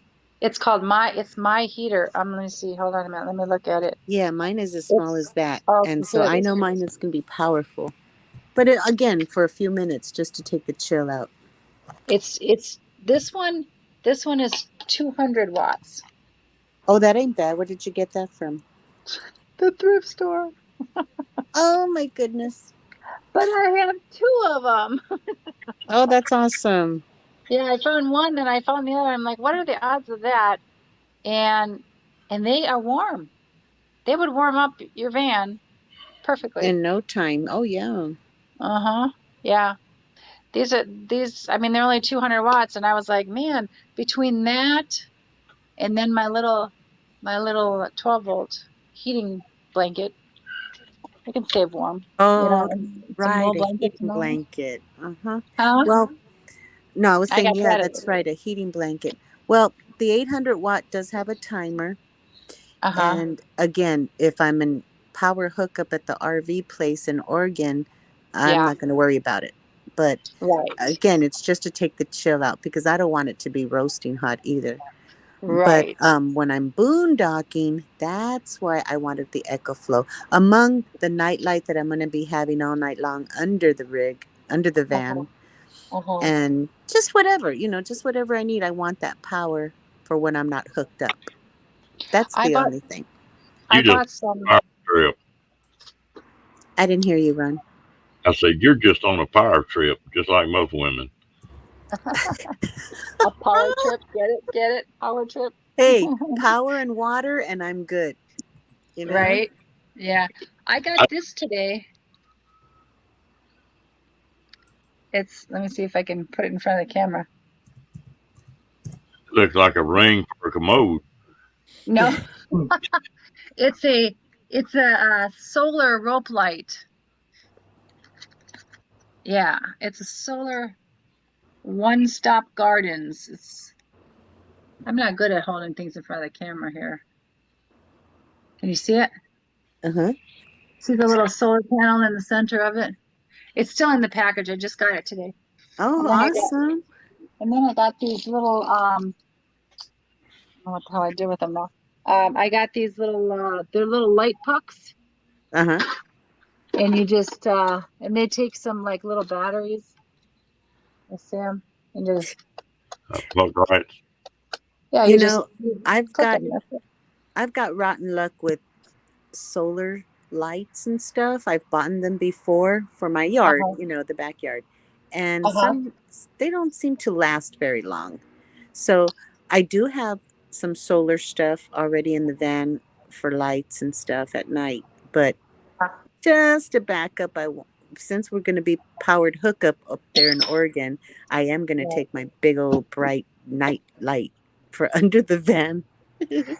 You know what else works really good? Go over to Walmart and I think it's 3 AAA batteries, and you get like 20 feet worth of light, like Oh, right cool. here. Now check this out. Let me see. See how you can see how bright it is out here. You see that? Okay, so water, power, and batteries. That's what a girl needs. But check it out. I mean, Mhm. and these last a long time. This is a little controller for it. I mean, it's just a little Mhm. 3 AA batteries, but I have this on my swing out on my patio. Mhm. So, if I'm out here and I want a little light, then I can Yeah, just turn about a it year on. ago, I bought some lights, battery operated lights at Home Depot, and haven't opened the packages yet. You see what I mean about my clutter? But now I Put the can use it. batteries, put the batteries in the refrigerator. They'll last longer. Oh yeah. Yeah. Yeah, I mean So we'll see how it goes. it should I'm be fun and having your clam too, you know what I mean? Come on, Mimi. I'm gonna Come on. butt in for just a minute. I want to run something by all of y'all. I Yes, wonder sir. how a channel would do on here just for the RVers that are traveling that want to hook up and caravan or travel with somebody else on a trip. Do y'all think that'd be worth opening a channel up for? Oh, Um, I think Bob Wells has something like that, caravans or something, but you know, I think it would be an okay idea, you know? I mean, if people in the same area and have the same destination in mind, you know what I mean? I don't know. It might be all Well, right. Try it. there's a lot of people that won't go because they're scared to go by themselves. That's They're scared- right. And That's me. That'd be me. I Yeah, just, even if you weren't going all the way to the same place, if it right. was uh, someplace that they want to meet up, I don't know. Y'all think about that. Well, I'd like to sort of see what we could come up with on that. I think that would be a neat deal. well, okay. Well, for me, when I was in my 20s, I could do the tent camping all the time, flip for M&Ms. But now I'm, medically and physically disabled. So it's a lot harder for me now. And sure, I would love a man around to light up the fire, to do this, to do that, all the physical stuff. Well, I could cook or whatever, entertain. But if I'm going to be traveling alone, I need to test myself this summer to see if I can physically handle everything by myself. And if I could, hey, there you go. But if I can't, I might have to call it quits and just do it part-time. So that's what this summer's all about, a testing of the fairy dust and see if I can do it. RV, I've seen those websites, but I think what would be unique about doing it on here is you could talk to the person and see the facial expressions and more than you can in type. You'd find out more about a person on here that possibly would want to run with you than you could in a website.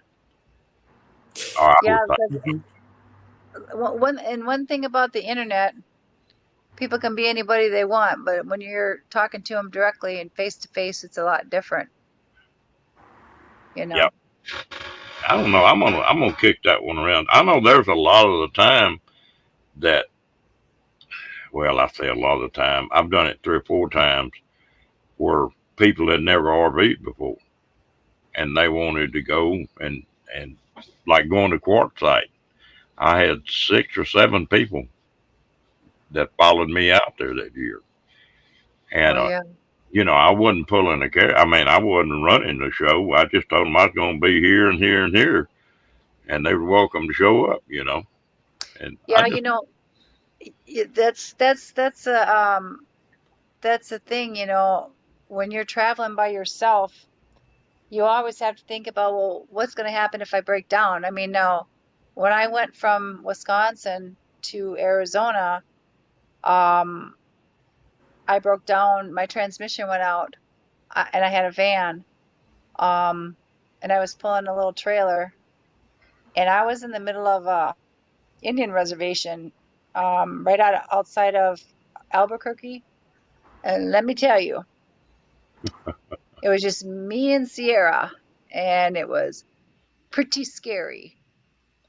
So imagine being a female Mm-hmm. by yourself, and then on top of that, I didn't have any good phone service. I had to use somebody else's phone to dial 911, and that's another thing too that I know. Like this last trip, my phone died, and I didn't have a 12-volt charger, and I just tried to put it in the USB in my car, and it didn't charge it quick enough. And I'm like, oh my God, how am I going to get there? I don't remember how to get there because, my brain is about like this nowadays after COVID. But I had Sierra's little phone, and I was able to put the GPS thing on that. And that's another thing, always, you should have at least two phones, even if it's a burner phone, something that you could navigate or whatever. I mean, I didn't have my GPS with me either, but it's kind of scary going by yourself, It's always better to travel with a buddy. I guess you got to think of it like, when you're kids, walk home with a buddy. Same thing here, travel with a buddy, because, I Well, don't that know. when I went out with that groups of folks, when we hit Quartzsite, now we went every direction in there, split up all the way. Yeah. Well, and um, the thing of it is too, and a lot of people, I knew this one lady that's, I don't know, she's got to be all of 76, maybe, just a little bitty thing. And I met her at one of the meetups for Toyota meetup. And I told her, I said, what do you do for protection or whatever? Oh, I got bear spray and this and that. And I'm like, that's another thing too. I think women should learn how to shoot a gun. They should get a concealed carry. They should know how to do that. I mean, when I go to Illinois, in July, Carolyn and I are going to go shooting. She's an instructor, and you used to work on the sheriff's department, and she says, yeah, we'll go. And because I've never shot the 9mm before. I've shot the 308, the big rifle, but not the 9mm. So she's going to help me. But like my dad always said, just point and shoot, Lynn, it'll get there. But you want to know what you're doing, because when you get into a situation that you don't know what's going to happen, you want to be confident. You don't want to be, somebody's victim either. I mean, at least I don't, and it's I, just kind of, about one thing, there, I don't know how we're getting a hell of a lay. I see Linda just talking. I can't hear a thing. Can you, Kenny? Yeah, I hear her. Yeah. And I agree with you can't trust people like you used to. Back when my dad was growing up, you could leave your doors unlocked, your house, your cars unlocked and everything. Nobody bother anything. But nowadays, you better make sure you got something on hand to defend yourself with. mm-hmm. Well, I know Carolyn, she talked me into getting that concealed carry. She goes, go get it. You better make sure you got something, because yeah, you gonna be dead meat if you don't. Yeah. Well, Yeah. I'm like Cat. Your brain can get you out of more trouble than anything else can. I've got what it takes the other way too, but they. Well, and I think it's more concerning for a female to travel alone. Well, you know what? I was so surprised when I got started RVing there are a hell of a lot more single women RVing than there are single guys, Mm. and that surprised me. Yeah. It just you think the guys would do it more. These small trips that I've been taking, I travel at night all by myself. I'll stop at rest areas. I'll go, where there's a crowd of people resting, like rest areas or a parking lot. Me Truck park stops. park. Well, I park my van in between the employee parking at a grocery store. You know what I mean? A shopping center. I see all the employee parking right there, so I'll just blend in. I always blend in. I'm not afraid of being by myself at all. But and casinos, great parking, great 24-hour service. Yeah. And You they know have what I'm saying? security too. Yeah. So there you go. I am not afraid of traveling. But what you were talking about, if your van breaks down and you have no phone service, so Mm-hmm. that would be the only scenario that would frighten me, Mm-hmm. in the dead of the heat of the sun or middle of the night. So yeah, I'm going to Right. be cautious. If I'm going to be driving some state that I'm not familiar with or in the middle of the desert, no, I'm not going to travel at night. I'm going to park it. Well, I wasn't Um, traveling during the night. I was traveling during the day, and it was kind of maybe 2:30, 3 o'clock in the afternoon. But I tell you, nobody was there to help, except for the one guy. This was in Laguna, New Mexico. It was right outside of Albuquerque, going towards Phoenix. And somebody let me use their phone to call 911, and the officer came out, and he lived in Albuquerque. And just luckily, he had a big house with a guest house attached, that it was kind of like almost like a small apartment kind of thing. Um, and he offered it to me and my daughter to stay there. And he said he had a friend that owed him some favors that was a mechanic. And I was like, I'm not really sure if I should or not. But I thought, well, what other choices do I have? And then, you know, I got my van towed back to Albuquerque, and it worked out fine. His wife was really nice. He had kids. He was a cop and she was a social worker, and kind of same field as I am, within, the case management. Um, but it worked out fine. I stayed there for 3 days, and the friend of the guy that let me stay there fixed my vehicle, my transmission, for I I, think what, $900, and then I was on my way. But I was but gonna yeah, things happen. I was gonna ask Ron and Kathleen, what do you guys, or how does it even work? CB radio. I tell you what, I'm thinking about putting one back in my pickup. It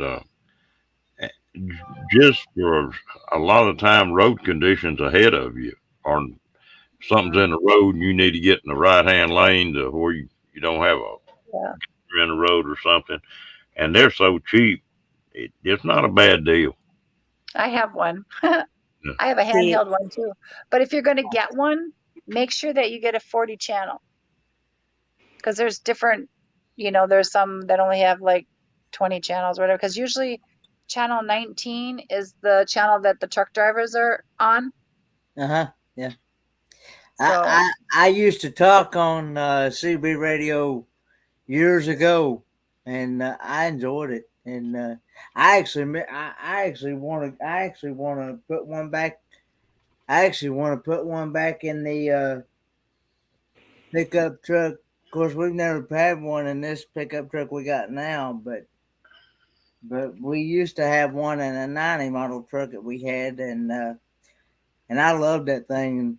And another thing too, you can also let a trucker know that he's all right to go ahead and get over in his lane if he's trying to get over, and you're keeping people away from him to let him get over. You can CB him and let him know it's okay to come over. Yeah.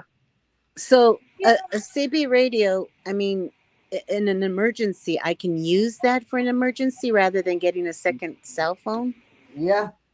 and It's you'll have better reception, or what? see the thing of it is a CB from CB to CB. That's how it works. I mean, you can talk. There is an emergency channel on there, but Right. my experience, they don't always answer. But the channel 19 is a truck driver channel that everyone uses. You know, they go different channels, but most of the time it's 19 on the highway. But I mean, you don't know who you're talking to. It could All be right. somebody that you think is a truck driver, and it might be somebody in a vehicle. You might say, "Oh, I need help," and you could have some wackadoodle come and knock on your door, and it's not somebody that you want. So I would Okay. always carry an extra little cell phone, like somebody was saying, carry a burner phone, and just have minutes on it because you know you just don't know. Or you could get one of those emergency ones that Bob Wells talks about. You know. Well, I mean, if you're not getting phone reception in one phone, how are you going to get a phone reception in another phone?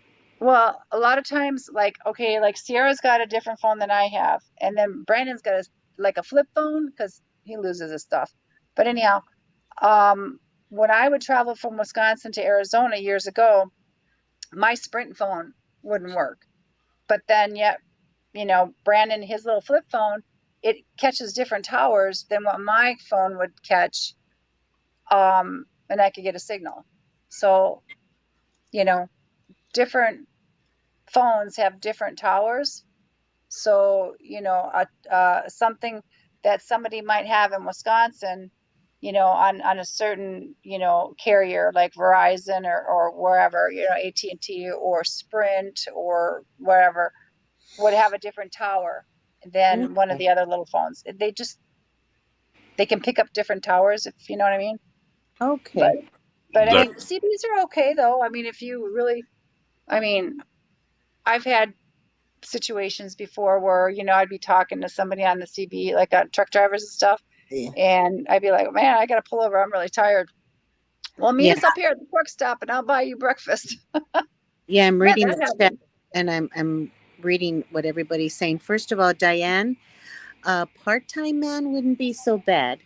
And Kathleen, I'm reading yours about the emergency signal, and thank you for that too. I've also learned too that a trucker can get you even way more help than an individual. Like if you break down or something, Mm-hmm. you can radio a trucker and they'll get you more help because most of the time an individual, if you break down, they're just gonna pass you by. They're not even gonna stop. Mm-hmm. And so there you go. And a lot of times too, if you have a CB and you're talking to the truckers, you're Yeah. riding along with them, you know, Um, and if you say, "Oh man, my wheel feels like it's doing something or something sounds funny, I need to pull over." A lot of times they'll pull over with you. I've had that happen before too. When I went to Florida, back in, I don't know, it was in the 90s. I went down to Florida and I had something going on, and truck drivers pulled right on over with us to check it out for me. well, you know, So, you remember a hell of a lot of those drivers are family men, they good folks, and they'll mhm, usually take your odds that a trucker is gonna take good care of you compared to give you a hard time mhm, are way better that he's gonna back you up, right, you know. right, Uh, and the other good thing about that, once you get on that CB and you start talking to a trucker and tell him where you're at, you know, that you got car trouble, well, there's 50 other truckers hear that. right, So right, that's an insurance policy right there. right, And right. I ain't no telling how many times I've stopped and Hmm. just make sure everybody's all right, you know, and help sometimes you can't. Yeah, So at yeah. least you have that emergency channel that Kathleen was saying, usually for the police. That would be good. Yeah. Channel But 9 is your emergency channel, Yeah. Yeah. and Channel 19 is your trucker channel. Hmm. I would go But channel 9 for emergencies. Yeah. I've never, even when you try to, like if you say, can I get a radio check or whatever? I've never heard anything on Channel 9 ever. Maybe it's a silent channel. I don't know. Well, we'll see how it goes.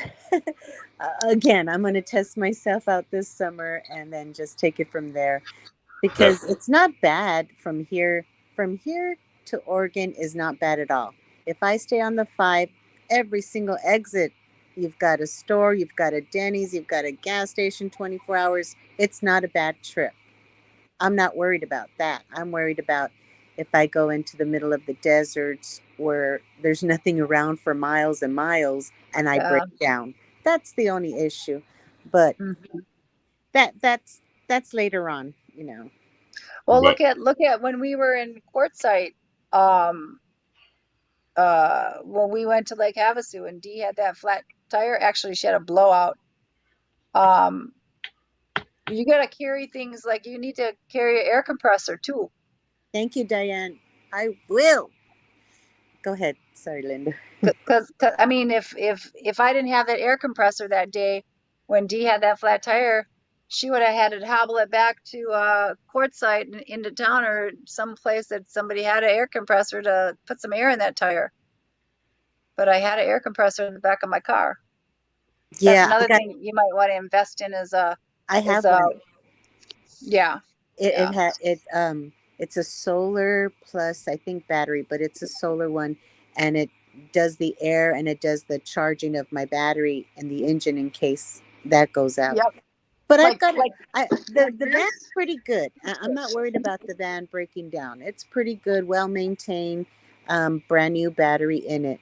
I'm just gonna replace the tires, and I should be good. I like replacing the filters all the time, and just an oil change anywhere. I could do that anywhere. That's not an issue right now for Yeah. me. So I'm good for that. Thank God. This one I got from Harbor Freight. It has a cigarette lighter. What is that, Linda? This is it's a Suntech. It's a jump starter. It's 630 peak amps. It has a air compressor, 250 maximum psi. It has a cigarette lighter charge.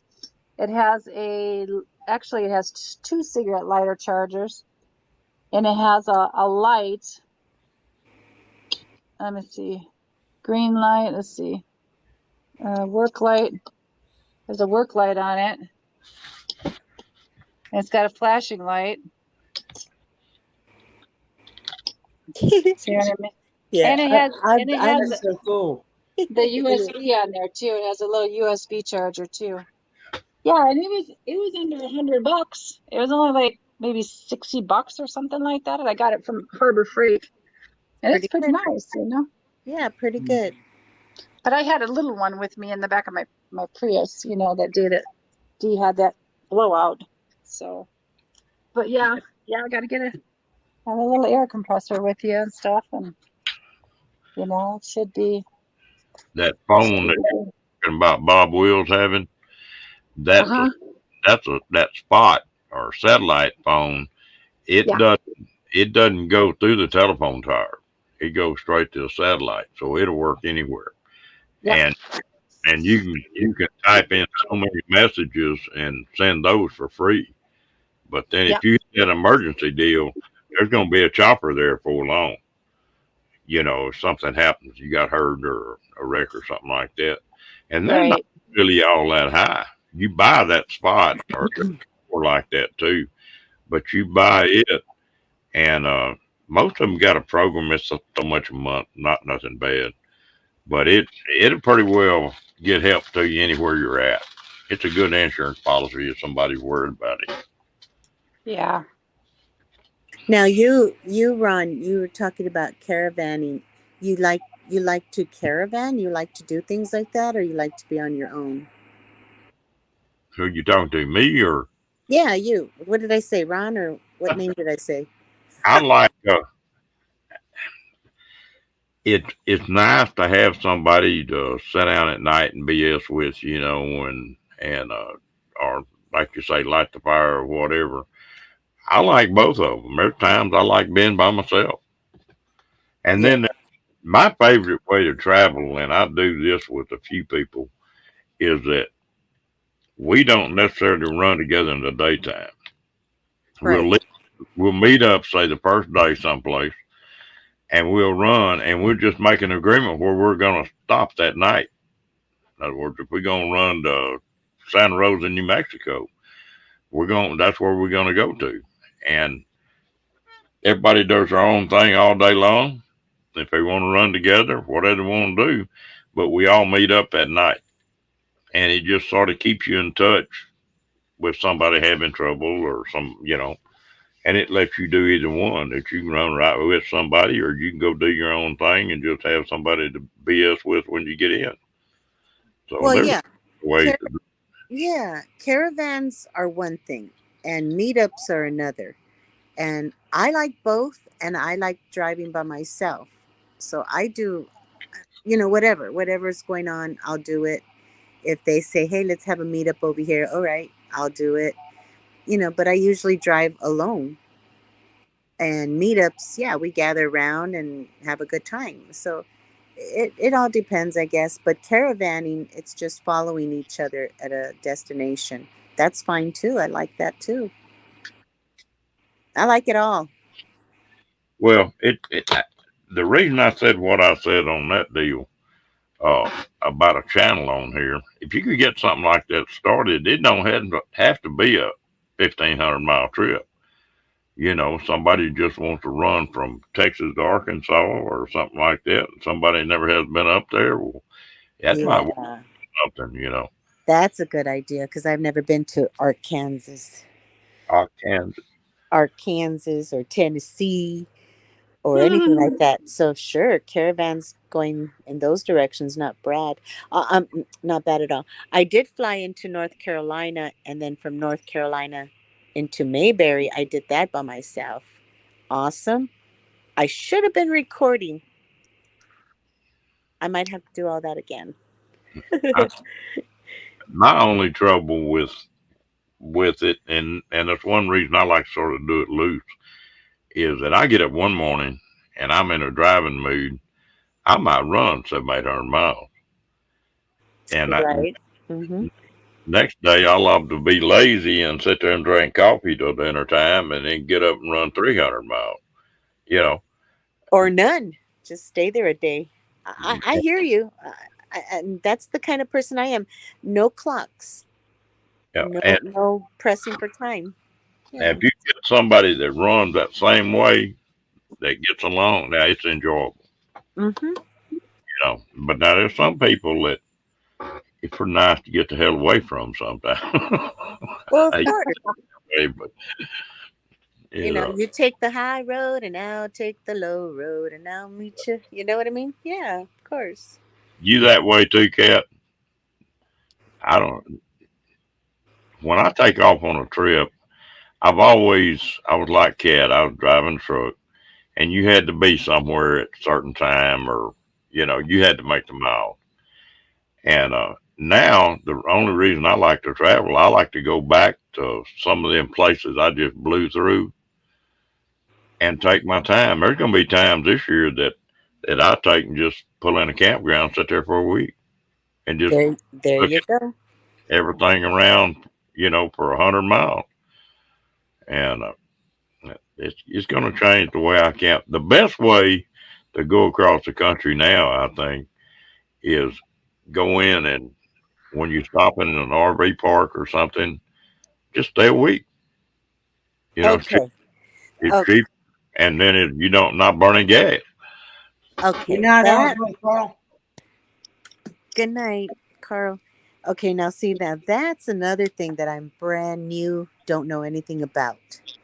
These thousand trails versus national park passes versus free boondocking, all of that stuff I've heard about, but I've really never paid attention to.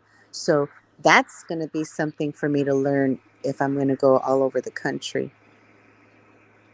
Well, fairy dust, it's not bad. It's sort of like having sex. You just learn as you go along. Gotcha. Why is Kenny laughing? Why is Kenneth laughing there? The way you said that expression. That's funny. Oh, Oh Lord. You know, my goodness. never mind. No comment. Oh, oh gosh. Anyway, Um, see um, here. um, Yeah, sometimes there's a nice campfire, and then there's sometimes that there isn't. I hear you. I didn't say word. Go ahead.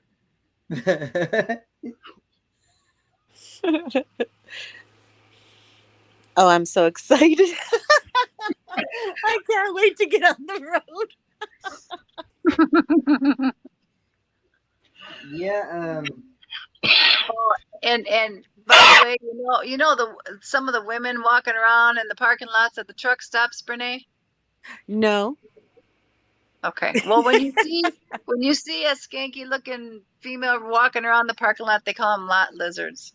Just Uh-huh. FYI. Oh gosh. They go Oh from truck god. driver to truck driver. See, why does it have to be like that? You know, I don't know, but it is just so. they're ruining it for me. What the heck is it? What is she doing? Oh That's what she's doing. wow. Yeah, they call them lot lizards. My cousin used to be a truck driver. See, I'm afraid of those. I'm afraid for those women because you never know what rig you're going to get into.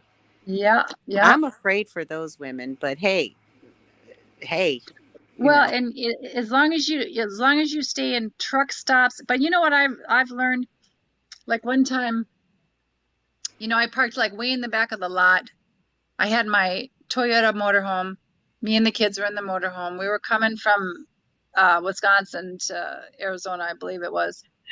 And I parked, far away from everybody. Once Yeah. Well, we all were of a sudden, Mhm. all of a sudden, I woke up to exhaust coming in the door. I was like, what the? And I looked out the window. Here's this guy's car parked right next to my door with the engine running. I jumped out of that RV so fast. I went boom, boom, boom, boom, boom on his window. I scared the shit out of him. I was like, what the hell are you doing? Are you trying to fucking kill us? I said, Easy, girl. my whole rig was full of Beep, beep, beep. exhaust. Beep, beep, beep. Yeah. Well, I'm just saying, and what I found is easier is if, like the last time when Sierra and I were on our way back from Texas back out here, I stopped at a gas station, and I asked the lady, I said, is it okay if I park right here, right up in the front? We're just going to be in our car. We're going to sleep because I'm tired. I can't drive any further.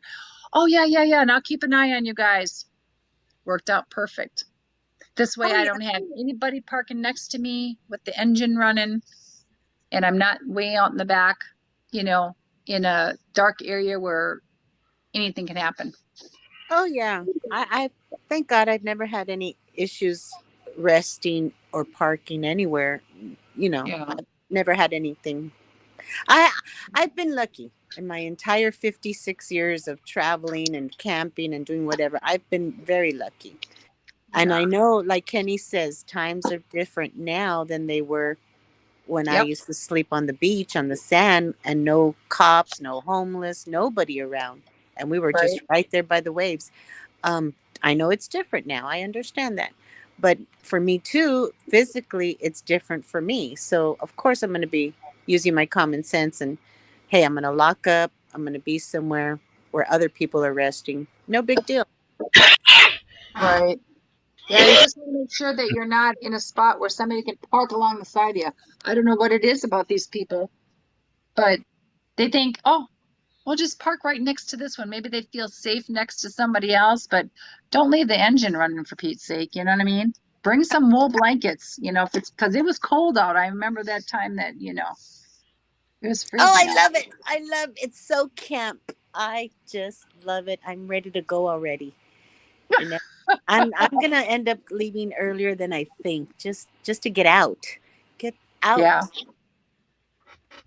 And like the other night, I don't know if you were here, Linda, but I spent the night in my van in my driveway.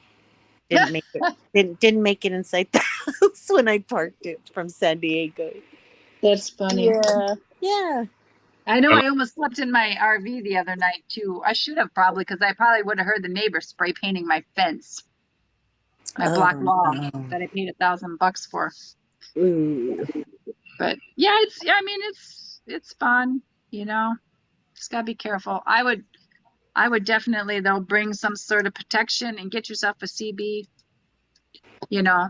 Because if you Mhm. get bored or tired or something and you're driving, even during the daytime, you know, you can who wants to talk? And because you have a female voice, every truck driver on the road is Well, gonna I, say hi. I won't say what kind of protection I've got, but I've got, so I'm okay.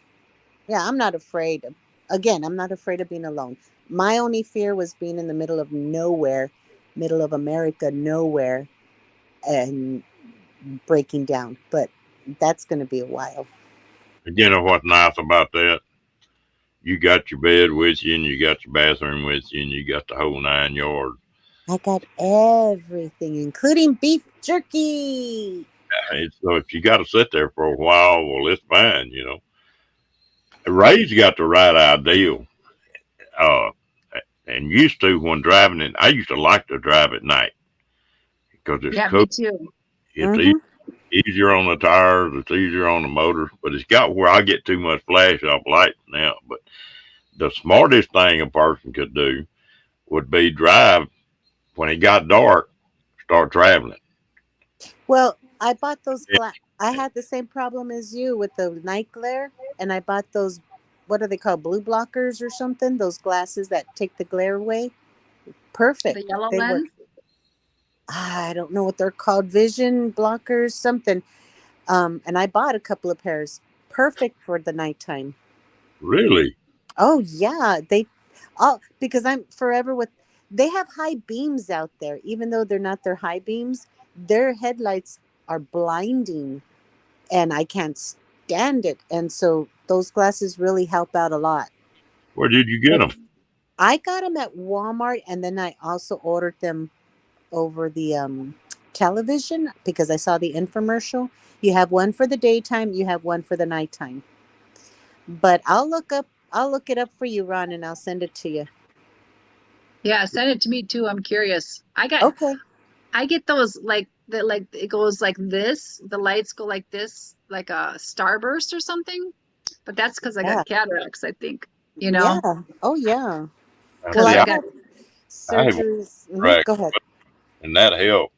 But I've got another one on the other eye I need to get removed. But boy, them glasses would be a lifesaver. Oh yeah. I've had two surgeries where I was in the hospital for retinopathy stuff, and then years later I developed the cataract because of that surgery. So then they had to remove the cataract. My eyes are gone. So at night with those glasses it works perfect. Was it And better after you had the cataract surgery? oh yeah, because with the cataracts it's like a blur, but Blur, that's a minor. when they remove them you see clear. And they Yeah, say go ahead. the doctor had told me that because I have a astigmatism, my eyes are not perfectly round. They're kind of football shaped. Mine She said too. if she takes care of the astigmatism at the same time as she takes out the cataract, that I'll never need glasses. Really? See, that's new on me because they told me I had that football shape That's stigmatism astigmatism. and Yeah. I couldn't wear contact lenses. No, But no. I can't wear glasses anyway. They don't help for distance, only for computer and reading up close. Well, it's because you probably got cataract starting. No, That's they removed that already. It's just my retinopathy's all shot to heck. So I don't. that's what all that is. Well, I tell you what, that is the smart way to travel, though, because at night you don't have as much traffic, and in the daytime you don't have any trouble at all finding a place to park. Yep, that's true. You know, all kind of places at truck stops and everything. Hello, Lillian. How you doing, gal? Hey, Hey, Lillian. Lillian. Hi, Lillian. Hi, everybody in the chat. I'm reading your chat. I tell you what, this just proves that the biggest part of the people in this damn chat room are half a bubble out of plum. Are you ever heard that? What was that? I was Uh, reading Kathleen's text message to me. Yeah, that everybody on this chat's about a half a bubble out of plum. Why? About What does that mean? you're about half crazy. Don't your elevator don't go all the way to the top. Oh, yeah. The Oh, lights on and nobody's home. 12%.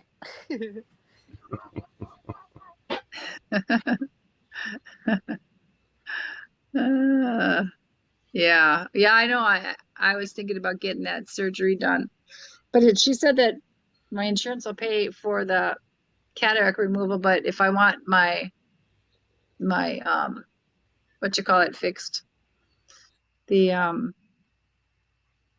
ovalness, whatever you call it. Stigmatism. Yeah. You know what I'm talking about? Yeah. If I get that fixed, it's gonna cost $3,500. So I'm gonna start. I have a friend that works for Chewy online, and she said, let her know when I want to start. They'll train you at home and give you the computer, and you could just do Eyes, customer service. eyes are nothing to mess with. Right. $3,500, go for it. You know, if you want your eyeballs. Yeah. Well, I have a hard time. That's why I can't right now. I have a hard time going back to work, especially if I worked in case management again, because I couldn't drive all over this Phoenix Valley and see clear. And then, I don't think straight when I can't see straight, if that makes any sense. It's kind of hard to focus mentally when you can't see physically, you know. So yeah, it's $3,500 an eye. So I'll just have to figure it out, and save some money aside. Yeah, I'm gonna get a second opinion. Yep. Kenny, So shut up. I hadn't said nothing. I was gonna say, I was just gonna- oh, so Kathleen, you had your stigmatism fixed and cataracts fixed, and you didn't have to pay anything? And My dad had cataract surgery years ago, and then now he's got, due to his diabetes, he's got that detached retina, and they've operated on that one eyeball 5 different times, and it's come apart every time. Ooh. well, I have vitreous detachments in my eyes. It's not a detached retina, but it's the jelly that's behind your eye that's pulling apart, and I have to go to a retinal doctor to have that checked to make sure that it doesn't tear the retina. Mm-hmm. Because if it tears the retina, if you start seeing flashes or arcs of light, you only have so many hours to get to the doctor to get it surgery to get that fixed. Otherwise, you go blind. Yep. They basically told him that there's nothing else that they can do for that one eyeball. It's basically pretty much gone. Dang. So he's basically only got one eyeball. Mm. Yeah, well, that's kind of same thing with me. I can see better out of this eye than I can out of this eye. And even with my glasses on, if I look straight ahead, it is kind of weird because, when you're at the doctor and you're in that dark room and you're looking through those little things and you're looking at the letters and all that, it looks different when it's in the dark because it's like when your eyes, go bad, the lighting around. But if you go like this and you look through your hand, you can see. It's like looking at a little magnifying glass. I can see perfectly when I go like this. But when I look like this, I can't see nothing. It's weird. And it's the same thing I think in the doctor's office. You're looking through those lenses and you see clear and it's dark and you're just looking through the one thing. But then when you turn the light on, it totally changes everything because the light does something to your vision. So I don't know. I can't see clear out of this eye, even with glasses on. It looks blurry. I can see on my reading part, but when I look on the other part, the distance, I can't see. It's blurred. I basically told him that there's just nothing else that they can do for him, and that his, that they're just trying to keep the other eye from doing the same thing. I said a lot of times when one eye does it, especially when you're diabetic, the other eye usually goes with it. Yeah, that's the thing about having diabetes. You lose your eyesight a lot of times. You got to be careful. Got to watch that blood sugar and stuff. So Yeah. he does driving and everything with one eyeball. Yeah.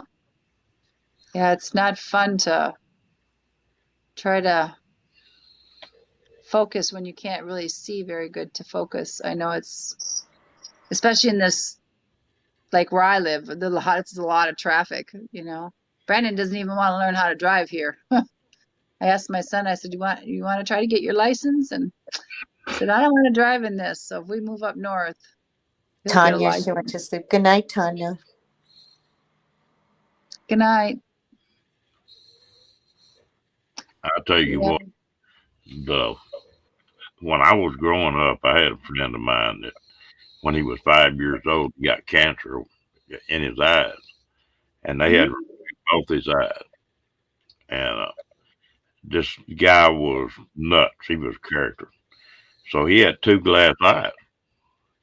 And his favorite thing to do was sit down at a table or something with a bunch of people and get to rubbing his eye like, damn, I got something in my eye. And he'd take that damn glass eye out Oh gosh. off with a napkin and put it back in. Yes. Oh my God. That makes me want to. He'd do all kind of crap. Would meet some girls or something. And, have you ever seen a blind person that feels somebody's face to sort of, Right.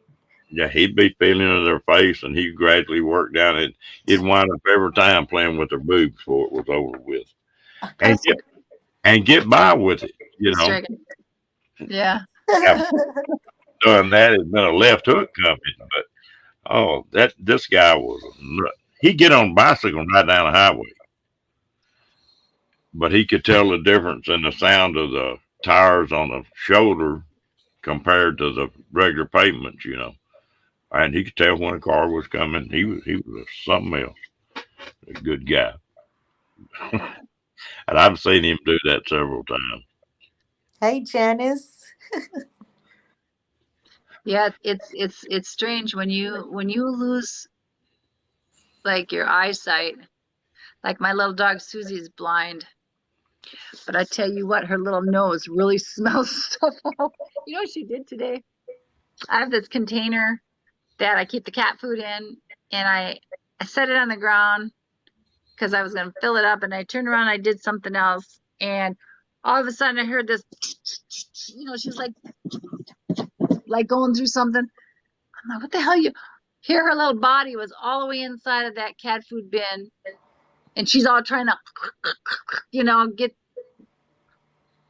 get the cat food.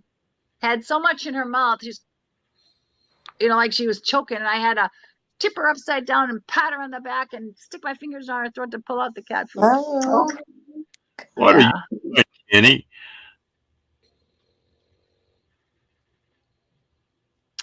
I don't know.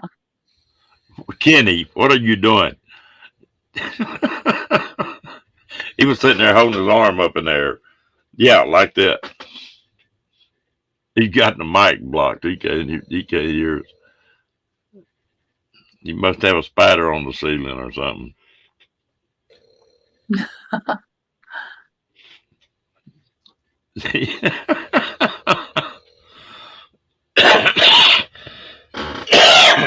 Darn it.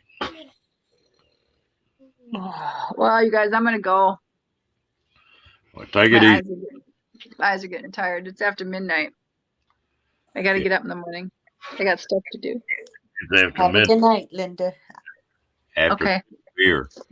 We'll see you I'll, guys later. I'll try to text you all that stuff to your phone. Okay, that'd be great. Okay, thanks. Okay, Have a bye. good night. All right, bye. Kenny, I want to know what the hell Kenny's doing. Kenny. He got his mic muted, so he can't hear it probably. So you won't know. This is what week number 2, or how many weeks do we have left to take off for Oregon? You're not going to go, right? If they don't have to pin this rib, if his rib started healing back, well, I'm still planning on trying to go. But it's going to all depend on that rib. Cat, Oh, you, no. Yeah. you have a good night, gal. Good night, Kathleen, and thank you for all the info. They, but I don't know. It's going to be, I've got about nearly 2 weeks left that they're going to leave that rib alone and see if it starts growing back. If it doesn't, well, they're going to go in there and do surgery on it. So if it starts growing back, it's going to take time to grow back. Yeah, but if it attaches, that's what they're saying. Right now, it's still floating. And if it'll attach back that sternum without them having to do something, it'll be all right. But I don't know. We'll see. I'm gonna have my stuff ready to where it's probably gonna take about 4 days for me to get up there, and that'd be running 500 miles a day, and that's a pretty decent day. And so it's gonna have to be by the 10th. I'm gonna have to leave. Okay, Kathleen, thank you. By the 10th, what? I said by the 10th of next month, I'm gonna have to leave if I'm gonna go. Well, that's when it starts. I thought it started on the 14th. June the 10th through the 17th. Is it 10th? Oh, okay. Well, I was just sitting here adding this up. Well, then if it's, so I'm gonna have to leave by the 6th, something like that, 6th or 7th, if I'm gonna make it. Yeah, I'm leaving here on the 2nd or 3rd just to take my time and be there by the 8th because I booked it for 2 days earlier just so I can, explore and check things out. I'm not rushing it. Kenny.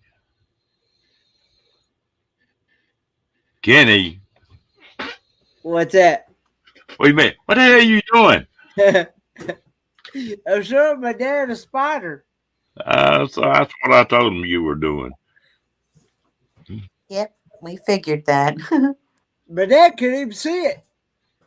Mm. I said, I kept telling him, he's going to get the broom now. Hope he don't lose his pants again. He just lost it. He lost his pants there a few minutes ago. Woo!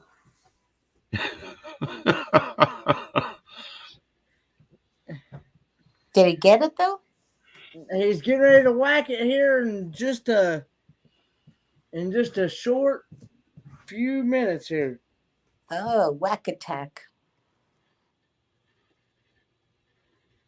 Somebody got a video on here. There's a tarantula on a wall, and they fixing to smack it with a broom. He's getting closer and closer, and he reached back to smack it, and that tarantula jumped, landed right in the middle of his chest.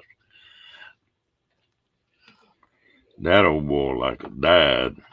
Hello. Oh no, it's Ray. What is he saying about the casinos? I think he wants to go. I think I'm gonna have to take him and give him $20 on a machine I feel lucky on. All right, you got it. How you doing, Ray?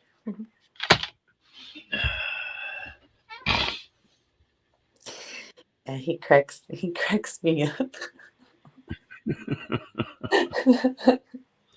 Woo. It's dead meat now. Oh, he got him? All right. Made a low rider out of it. And it wasn't no little rinky dinky thing either. It was one of them, what looked like one of them violin spiders too. What they Oh call no. brown recluse. Now he killed a black one today. A black jumper spider today. Earlier on. I should have said not today. I mean, I should have said yesterday and not today because this is already a new day. But today he killed that. He killed that what looked like a brown recluse. They call it. They're probably coming out now because of the spring, summertime. All these. That's what it is. Yeah. Yeah. I can go in my bathroom, which is down that way, hall. Be careful, Kenny. And I can go in my bathroom and there'll be sometimes 2 or 3 of them in there at one time. Yeah. And they're the biting They'll kind. they'll be in the shower too. And they usually get up in those corners of the shower. You usually gotta take a broom and something to knock it down with in order to, I usually wind up knocking them down before I get in the shower because I don't want that thing coming down on me while I'm out in the shower. Last summer, I saw some ants coming towards my what is it, the drain from my tub because it was so hot and I guess it was cool right there for them. And I got my Windex and I just attacked them. And they were gone. The Windex is strong stuff. I haven't seen any since, but it hasn't been hot.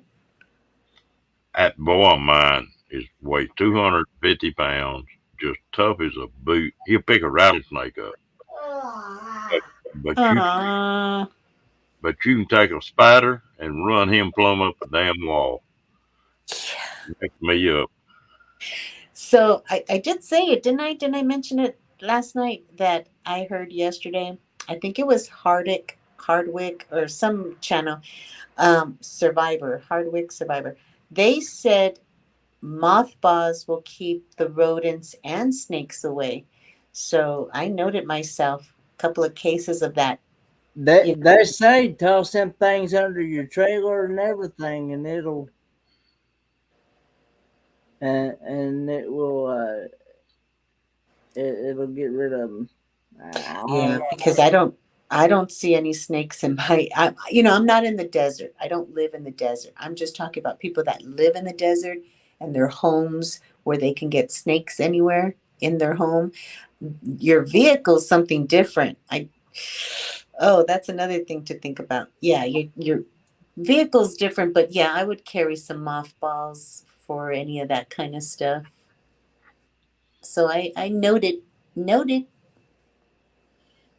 Somebody be saying, "Dang, lady, that's a weird perfume you got on."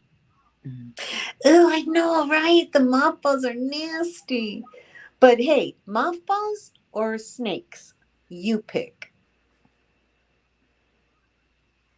I ain't gonna say that. I'm gonna let it. I know. I don't know. I No, don't want to see a snake.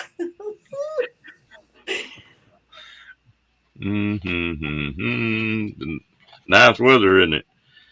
Yeah. Snakes and rodents. See, if I'm going to be traveling the traveler life, I'm going to have to get used to them. Yeah, because you're gonna see snakes and spiders and all that stuff out there. Kenny. Yes. Maybe at the beach I won't see them. Maybe if I just become a beach bum, I won't see them. Alligators and No, no, no, no, no. The beach, the beach. saltwater crocs. That's what they do, is stay at the beach. We don't have that here in sunny Southern California. You sure? Yes. I haven't seen one in sunny Southern California. Maybe I should just hang out in Oregon beaches and Northern California beaches. I'll be safe over there. Nothing can live around there. It's too cold. You're saying if you can't see one, it's not there, huh? See, that's another thing. I'm telling you, I landed at Key West, was walking to the parking lot, talking and going on, carrying on, and they told me, watch it. And I go, what? And I stopped and I looked down. See, I couldn't see that, but I looked down and I saw this green iguana, big old, huge, ginormous iguana. And I freaked out. And that was broad daylight. So yeah, I gotta watch it.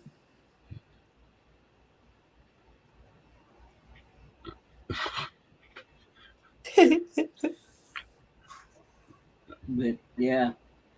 Yeah. You don't like spiders, huh, Janet? I don't do spiders or snakes either myself. Say, I don't like snakes. That ain't what it takes to love me. And I actually wouldn't mind trying rattlesnake to eat. Okay, sharks and stuff in the ocean, that's okay. They're not gonna come out and crawl and attack me. So I can handle the beach perfect. It's the snakes and the rodents. And I know there has to be snakes at the beach when you have these little bushes around. When you're camping, you've got little tree bushes around. I've seen that. So yes, there is snakes there. And rodents, you can't get rid of a rodent if you tried. So they're going to be everywhere. City life, beach life, everywhere. So yeah, I'm going to have to be friends with them and get used to them. Kick them around if I could. So the steel toe boots are going to be in handy. And I'll be kicking them. Boom, boom, boom. Boom, boom, boom. What was that about? Kicking the rodents out of my way. Oh, okay. That'll be fine. Spiders, I'm not afraid of, unless they're poisonous, then of course. But yeah, it's the snakes and the rodents. So let's see how we do. I bet you'll do fine. We'll be fine. Most of the critters that people are scared of, they don't ever see. You know, it just I've had some. What are they called? God, I forgot what they're called. Skunks. I've had some skunks playing around in my fire pit, and I was about 2-3 feet away from the fire pit in my tent one time, and I was just watching them, sitting still, staring at them. Get away, get away, get away. Because if you make any kind of noise or frighten them, of course they're gonna let out their stench. Mm-hmm. So Well, I froze. my dad had some friends one time that had a pet skunk, and they never did have that skunk debagged. Oh gosh. And you had to be very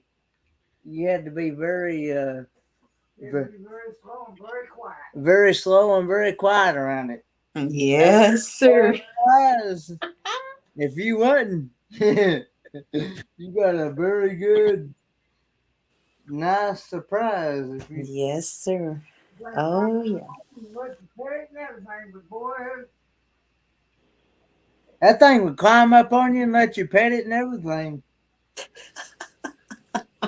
Good boy, if you did something to frighten it, There you go. It Not lets you go, it not a lets you go real fast. I had a friend of mine that we caught some baby skunks, and he took one of them and had it descented, and that thing was just like a big cat. I mean, it run all over the house, and it was smart. They kept that skunk for a long time. Only bad part about it, skunks can be carriers for rabies. Oh, all of them could. Rodents, Yeah. Mhm. all of them critters. Yeah, I'm not afraid of them, okay? Thank God they haven't been that close except for those three little skunks on my fire pit 2 feet away from me. But other than that, no, thank God I haven't had a snake attack me or get near me or anything. I'm just saying, you never know what the future holds. You never know what's going to happen out there. And I just want to be prepared rather than surprised. What are Hey, you, what speaking are of, go what are ahead. you talking about? Who? You? What do you mean? I'm talking about critters out there. Oh, okay. Yeah. I Hey, just Sean from thought, what? What, Ron? Oh. mm, Hi, Sean from the Down Under Cruisers. Now, see, he's got to watch it for them kangaroos, like Janice. Good night, Lillian. Night, Lillian. night, gal.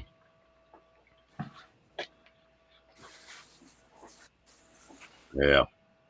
It's going to be fun. That's all I have to say. The adventures awaits. Hey, very seldom something like that is going to hurt somebody. I mean, I don't mind snakes if I can see them. I don't like to step on one or something. Yeah. You you stepped on if you step on one, you gonna find out real quick. Oh, no, I've stepped on some poison snakes before and got lucky and did get bit. Really? Yeah. It snakes are funny. They're cold-blooded animals, and up until about 55 degrees, you don't even have to worry about them because they move so slow they can't hardly bite you. But the hotter it gets, the quicker they get. Yeah. And those sidewinders. Woohoo. Well, I tell you what. Now that's one thing about Arizona. Mm-hmm. Arizona's got the most deadly rattlesnake in the United States, and it's a little old bitty green rattlesnake. It's called a Mojave. Okay. For sure they come out in the summer, but what about the winter time? If it's cold, you don't have to worry about it. There you go. So common sense for me is I will be in the wintertime in Arizona, summertime by the beach. See? Yeah, you got to plan it out. Yep. Just prevention, just prevention. That's all. It's all you can do. Preventing. If it happens, it happens. It's all you can do. Don't even worry about it. No, Just ain't no use worrying about it. not even.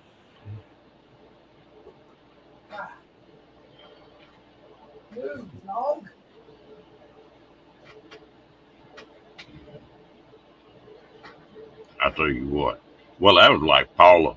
Paula worried to death about spiders, oh no, scorpions and snakes. And I don't think she saw either one of them. Well, there you go. You know, and most of them don't want to be seen. Well, in Key West, right there on your sidewalk, an iguana had no issues scaring the jeebies out of me. And he didn't even move. And I'm right there. I'm inches. My foot, it was inches away. I almost stepped on him. He didn't even move or anything. I don't know if he wanted to attack or not, but I saw him and I just stopped in my tracks. Ah! And that was it. Walked away. When I was a kid, We live down on the Gulf Coast, and that swamp down there next to the Brazos River is just solid brush and stuff. And we had a 5,000-acre ranch right behind our house. And I got to know the old man that owned that place. And I ran that 5,000 acres barefooted with a BB or a pellet gun. There ain't no telling how many rattlers and copperheads that I've stepped on. And the worst one is the coral snakes. I've stepped on 3 or 4 of them stupid things. Be barefooted. Running around. And that was in Texas in the middle of the summer or what? Well, it was summertime. But down on the Gulf Coast, it stays warm. You know, it doesn't get real bad. So you can have snakes out in the middle of the wintertime down there. It's just like Arizona. On a real warm day, it don't make any difference in wintertime or what. Well, if you're not in a den, well, snakes will get out of it, but they won't go very far. Now, let me ask Kenny. Living in Tennessee, Kenny, you've got that humid weather. I seen on A&E channel one time on the porch the most thickest, longest anaconda, maybe snake that was on the wall of the porch of a person's house. Just right there. Can you guys get that in your neighborhood? No, we don't have those here in our neighborhood. At least I haven't seen any. Yeah, this was just like in your area. It had to be somebody's pet. Oh, okay. Probably escaped or something. I gotcha. Because here it's illegal to have them unless they're a pet or you know, I mean, some people have boas and anacondas and stuff, but they're rare. And but no, here we got water moccasins and rattlesnakes and copperheads. And just regular black snakes. Black racers, green racers, blue racers. Wow. And that's in your own backyard, right? Well, it used to be, but we haven't had snakes around us here in about 10, 20 years. Oh, cool. Okay. Now we're talking about it, I'll probably go outside and find a whole nest. Oh, yeah. Somebody had bought a house. Nice house. I don't remember if it was in Oregon, Maine, Portland, Maine, or Portland, Oregon. But they had bought a house and come to find out they were right on top of a snake pit. Ooh. Oh, Well, man. I know down in Florida they have a lot of people let their snakes loose and stuff, and their pythons and stuff like that. And they've crawled under people's houses and stuff. They found one here a couple years ago that was like 20-some feet long underneath a house. And how long that thing's been living there, they don't know. I went to school with a girl one time, and she told me, said she used to have a tarantula for a pet. Them things are fun to play with. No. Tarantula for a pet. I remember the pet rock. I'd rather have that than a tarantula. Yeah. I won't get scratched by it, but I know I won't get bit by it. You get one of them tarantulas, you get to messing with him, he would stand up on his back leg, and he can jump 5-6 feet. Wow. You get somebody who's never have been around one and get to messing with one, and that tarantula jump at them, damn, they'll have to run away. That's funny. I'd have running way, Yeah, the poison spiders in Texas are not very big. You got black widow and Yeah. Tiny little ones can business. I used to have They're just as bad as the big ones, though. You know. I used to have a Venus flytrap. I used to love playing with that. Them are neat. Yeah, they are. I think I want to get one just to mess around with it. I was talking to a lady the other day that's full time in an RV, There you go. and she had tomato plants, pepper plants, cilantro, and something else. But she had her whole little garden in pots that when she'd get where she'd stay a week in each place, she put them pots in the trailer when she was traveling. And when she got where she gonna stay, she'd take all her little pots and put them outside. She had a regular little vegetable garden going.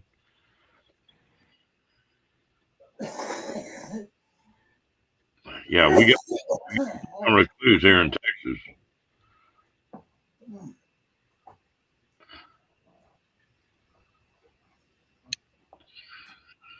We used to give it the Venus flytrap. We used to give it little tiny pieces of hamburger meat, but I would put my finger there and it would open and close. Yeah. Try to close it shut.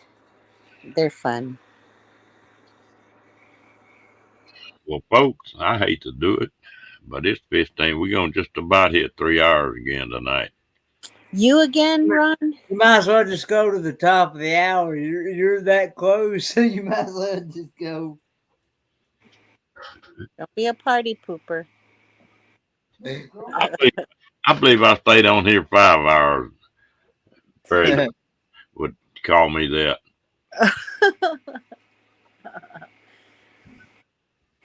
Fun to chat. There you go. You gone, Sean? Bye, Sean. Bye, Sean. He's probably getting ready to go into work or something. Yeah. Because he's already in his Monday already. He's in the future. Well, Monday when's he coming over here? in October. In October? Okay, I didn't know if he cut. He's actually coming in, I think, 2 or 3 weeks early before the cruise. Yeah, I can't wait to meet them. It's 3 or 4 o'clock in the afternoon where Sean's at.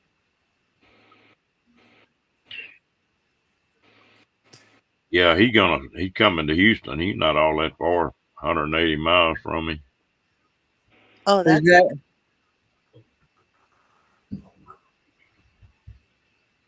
yeah. It's gonna be fun to meet the people from Australia, from Canada. It's gonna be my only chance, really. I would like to be able to sneak aboard that cruise ship.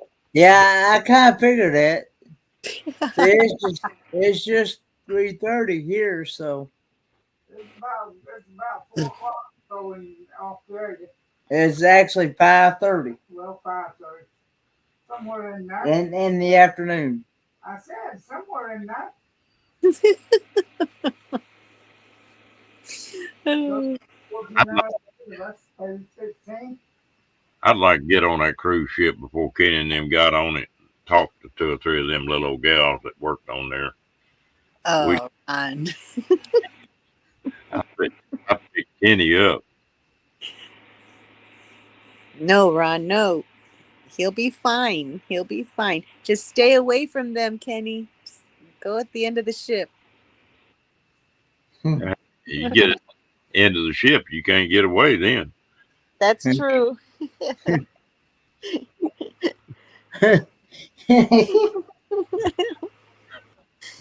Oh, boy. When Kenny comes back, every time he gets up on a live screen, he's gonna be saying, "Howdy, y'all! Howdy, y'all!" And don't abandon the ship, Kenny. Whatever you do, don't jump off. Just gonna have to wing it. You're gonna have to what? He's gonna have to wing it. Gonna have to tolerate them women's.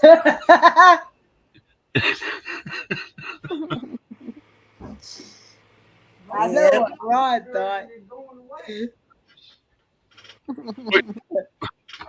Do what, Kenny? I know what you thought. What do you mean? I don't know what you're laughing about. At what Renee said, but you thought she said something else. What do you think said? I'll let you figure that out. Kenny, shh. Remember, shh. Mum's the word.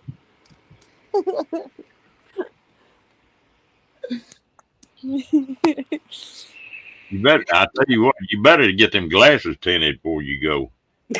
They do tint. Yeah. Well, if you're, When I go out in the sun, they do tint. you better look at the damn sun before them girls come by. Then And don't forget the nightlife, Kenny. You're gonna need some sunglasses for the nightlife.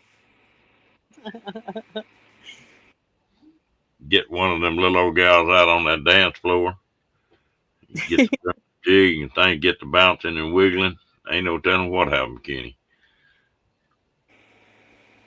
Is Kenny gonna need escorting to his cabin? You ever notice how Kenny can get busy and just ignore the hell out of you when you?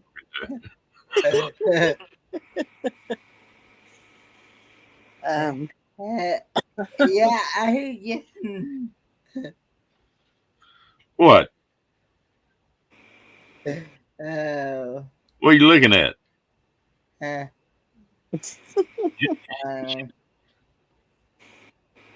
Yeah, he's gonna need escorting to his cabin at night. I'm sure there'll be a lot of volunteer women there. How big a bed you got, Kenny? I got a whole room to myself. Oh, Whoa. There you go. It's a big room. Whoa. you get 4 or 5 women in there, huh? Kenny, I'm talking to you. Kenny.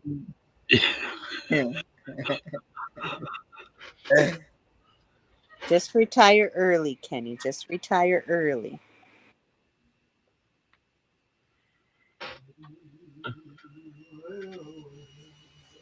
And Ned's singing back. But Janice, closed mouths don't get fed. I know I'm gonna enjoy every minute of it for sure. Oh, you will. Oh, you will. Gonna never be the same, Kenny. I think he might end up being a cruiser after this one. Yeah. Well, I was told once I go on one cruise, I'm gonna be hooked. You're gonna be hooked, line and sinkered. I'm gonna want to go on another one. See, Kenny, that's one good thing about you never have been down any place that's really been hot. Mm-hmm. Janice. Like that cruise, the hotter it is, the less clothes folks wear. So it can really get interesting. You know, in the cruise, you're going to be so relaxed that take a shower, get dressed, and you're going. You don't spend time in your cabin. You don't spend time anywhere but just going all around. And again, it's like a little city on a ship. It's just a little city that you're just going everywhere, keeping busy. Time's going to fly. And all it is just nothing but fun. That's all you need to worry about. Oh, yeah. Janice said something we hadn't talked about. What's that? You need to carry you a couple extra do not disturb signs that you can hang on your door. Kenny. Yeah. Kenny. What? I'm talking to you. I know. You Just don't wear it all day around your neck, the do not disturb. And if you forget to put it on your door, well, then that's another thing. you go in there and check your room out and make sure the bed springs don't squeak. That's annoying.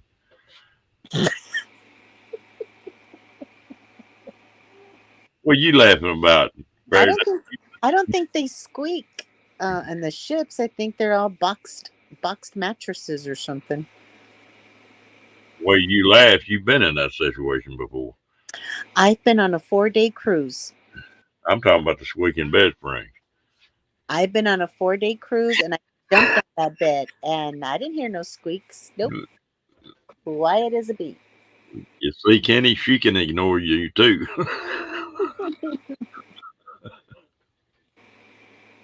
But I did get a little sick. It wasn't the best cruise. Mm. It's the only cruise, but it wasn't the best cruise. Hey, where did he go?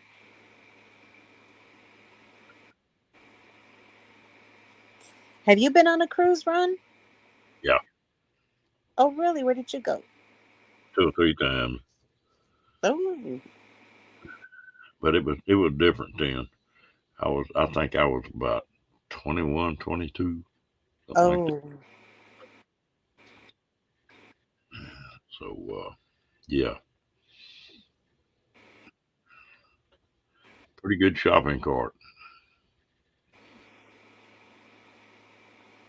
shopping cart?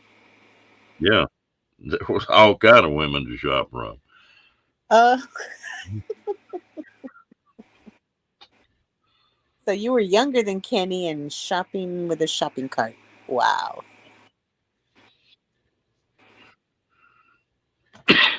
You go on one of them cruises, it'd take you a month to rest up. Wow, really?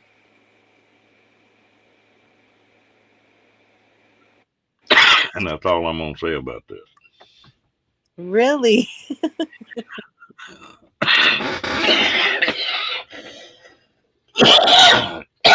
I think my favorite was the comedy place. We could kick back and just kick back and hear the comedy acts. That was fun.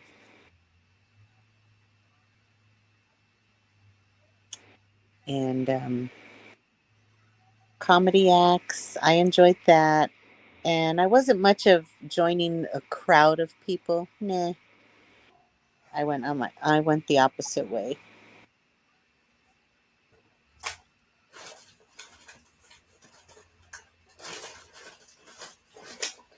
So you're not a big crowd person? No, I did all of that in rock concerts and stuff when I was a teenager and in my early 20s and stuff.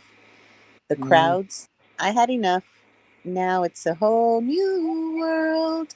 And I like smaller crowds, driving alone. I don't mind the caravans. I love the meetups, don't get me wrong, Yeah. but no more rock concerts for me. Well, the ones that I went to. I've been to concerts where they're more intimate, more fun, relaxing, intimate, more close up. Those are cool. But big old rock concerts like I did before, no. Been there, done that, no more. Hey, Ron's in the chat.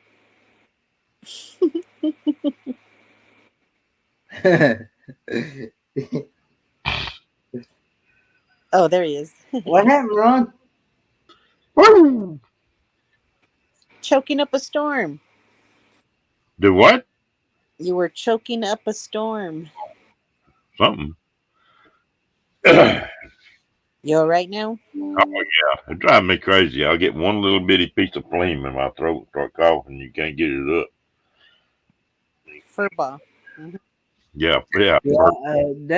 Dad's been having something in his huh? I'm talking to this question. What did I do? Dad's been having something in his throat for I don't know how long, for months now. Well, listen, something. And he had his lungs checked and everything. His lungs is clear and everything. So That's why I still have a real bad cold. They said just something in my throat. Well, all this is just sinuses. Just write it That's down. what it is. Sinus drainage. No, you got to cull things, Janice. Janice. You don't Oh, go for everything. oh, she cracks me up too much. I can't handle it. Do what? Janice and Diane, boy, let me tell you, Oh Lord. I can't be up here because I'm just cracking up too much. I know. Yeah.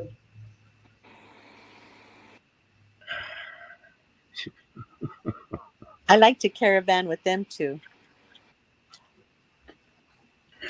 I think it might be fun. It would. But Because you have to come along too, Ron. 'Cause they like to pick at you. oh Lord, Hmm. I can still hold my own. Oh, really? No, we're not talking about holding that. I'm talking I, about the teasing. I don't talk That like that, mister. no comment. Hmm. Huh, huh, huh. What, Oh. Kenny? What in the hell is funny about no comment? Because I know what y'all are thinking. Hey, you leave me out of this one, Kenny. Say no comment, and that's funny, huh? Got him with his mouth full.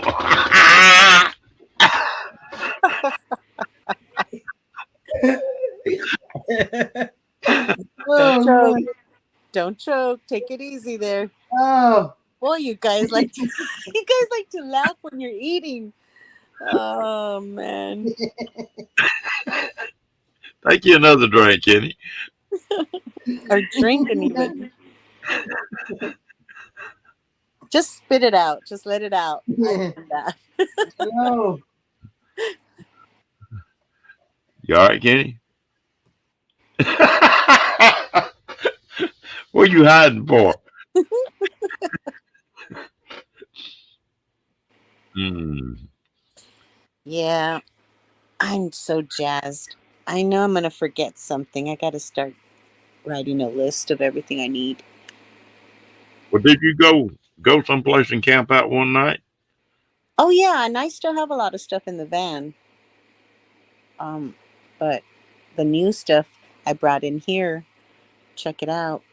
And the little odds and ends is the ones that I might forget. But no, I'll be all right. I'm just excited. Oh yeah, but little short trips are the way to do that. Oh yeah, the short trips for me are about 2 hours away, 3 hours max. And I like going to San Diego area. I like going through um, just familiar areas that I go to. Um, I haven't been up in the mountains since last summer, but oh, I love the mountains. I'm a mountain. And yeah, mountains are awesome and amazing.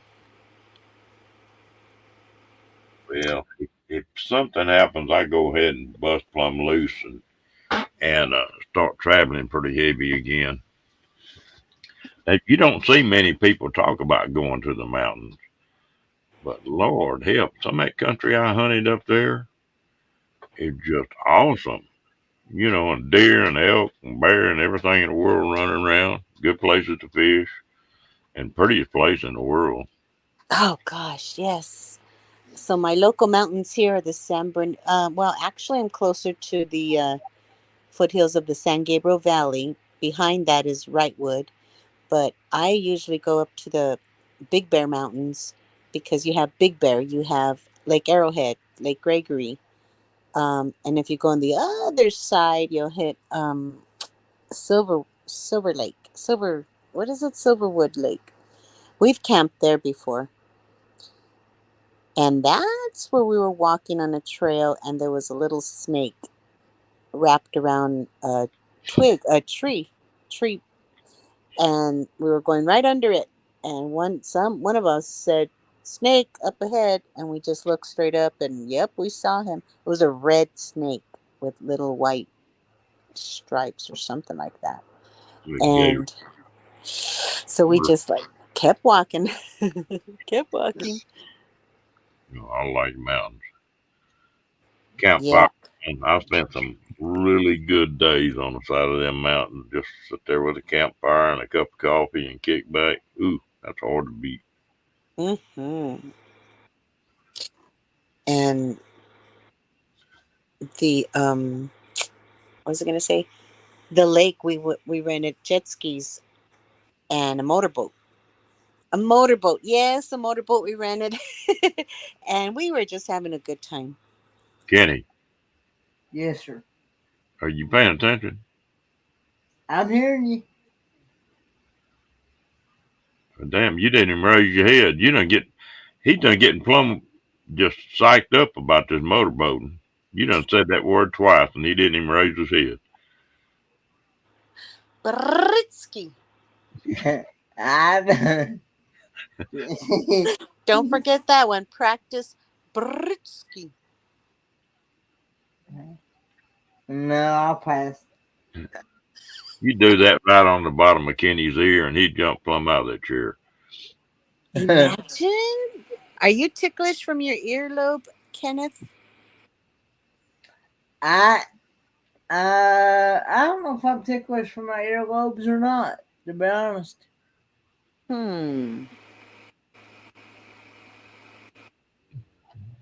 I do have sensitive ears to sound.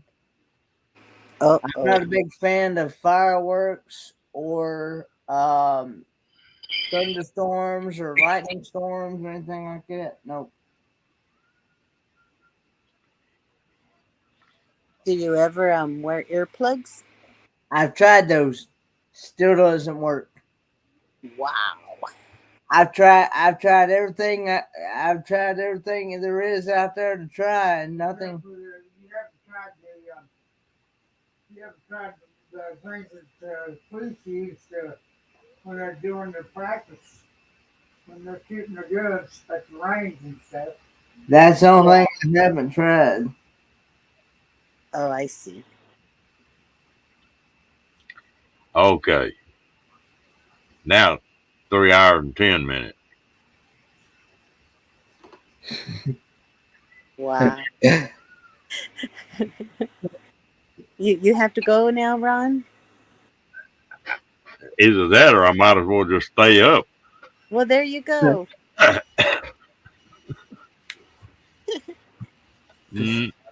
Yeah, if it's storming, I will probably more than likely want to stay in my cabin. Mm-hmm. Because I just don't do well with storms, lightning, thunder. I just can't hack it. Gotcha. When it does that stuff, I'm ready to go bury myself 6 feet under. Freaks you out, eh? Yeah. And it doesn't help my heart either. It doesn't help my heart either. So God, I wish there was something that would calm you down. Kenny, just find you a real big boob gal up there. Put your nose right between her. That ain't gonna help me none either. And just pull them boobs up against your ears on both sides. That might deaden more things than you'd think about. No. So you'd have your mind on something else instead of the noise then.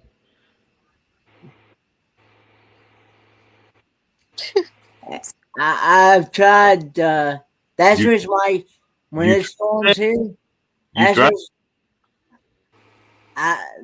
reason why I don't. I don't get on here much. I'm not around when it storms. Mm-mm-mm. Now, if I'm in a building or somewhere where it really muffles the sound, if I'm in somewhere where it muffles the sound, Yeah.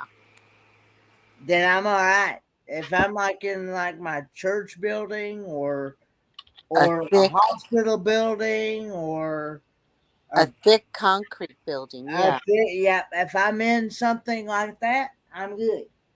But as far as my own house or somewhere where the sound is not that very well muffled, I'm ready to go bury myself 6 feet under. Yikes. So you all will get to experience what I'm talking about in person. Wow. So when it comes fireworks, I'll be I'll be ready to leave because I'm not going to want to stay. Well, don't get near Kendra on 4th of July, whatever you do.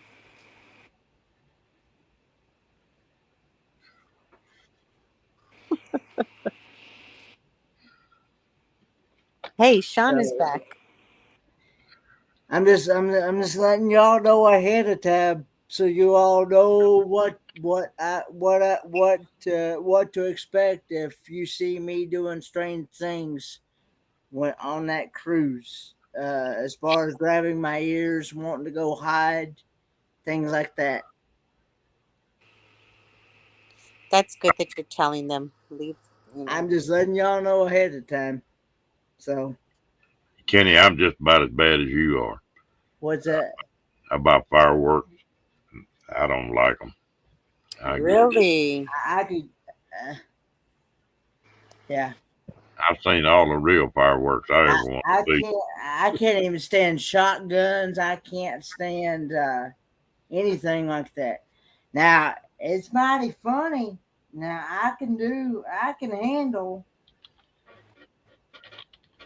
um now I can handle loud mufflers like straight pipe, dual exhaust, cherry bombs, things like that. Those don't bother me. But as far as like I said, thunder, lightning, fireworks, anything else outside of what I was mentioning, you can forget it. I remember having a stick or two of dynamite, and that was just a few feet away from us. That was powerful noise. I didn't like that. Yeah. But the other stuff, no problem. All right, folks, we fixing to shut this thing down. 4 o'clock. Because me and Dad, we was actually talking about. Me and Dad, we was actually talking about what I was going to do if it storms, like it does here when it thunders, lightning, and stuff, and if it storms out there on that cruise. And I told him that I'm probably going to want to stay in my cabin until the storm is over. Well, that's a good idea. Yeah. All right. Would, I'm not going to want to be out in it. I'm not even going to want to be anywhere around it. So would you be? Would you mind people being in your room while if there was such a storm, or you prefer being by yourself?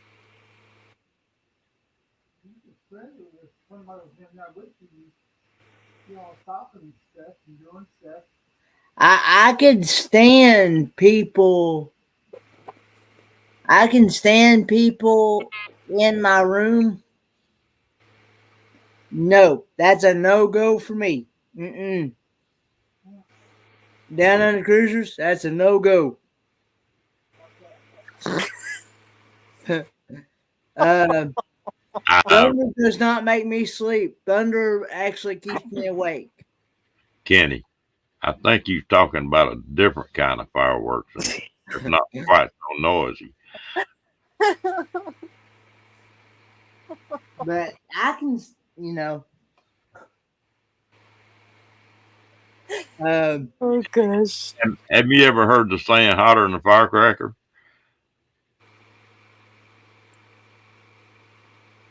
Yes. yeah. I've been told that. I've been told that. Now, you done embarrassed yourself, have you? Oh man. Are you Anyway, are your ears red? Do, do, do, do, do, do, do, do, do, do, do. All right, I'm fixing to shut this thing down. Yeah. Have Good a night, good everybody. night. Good night. Oh.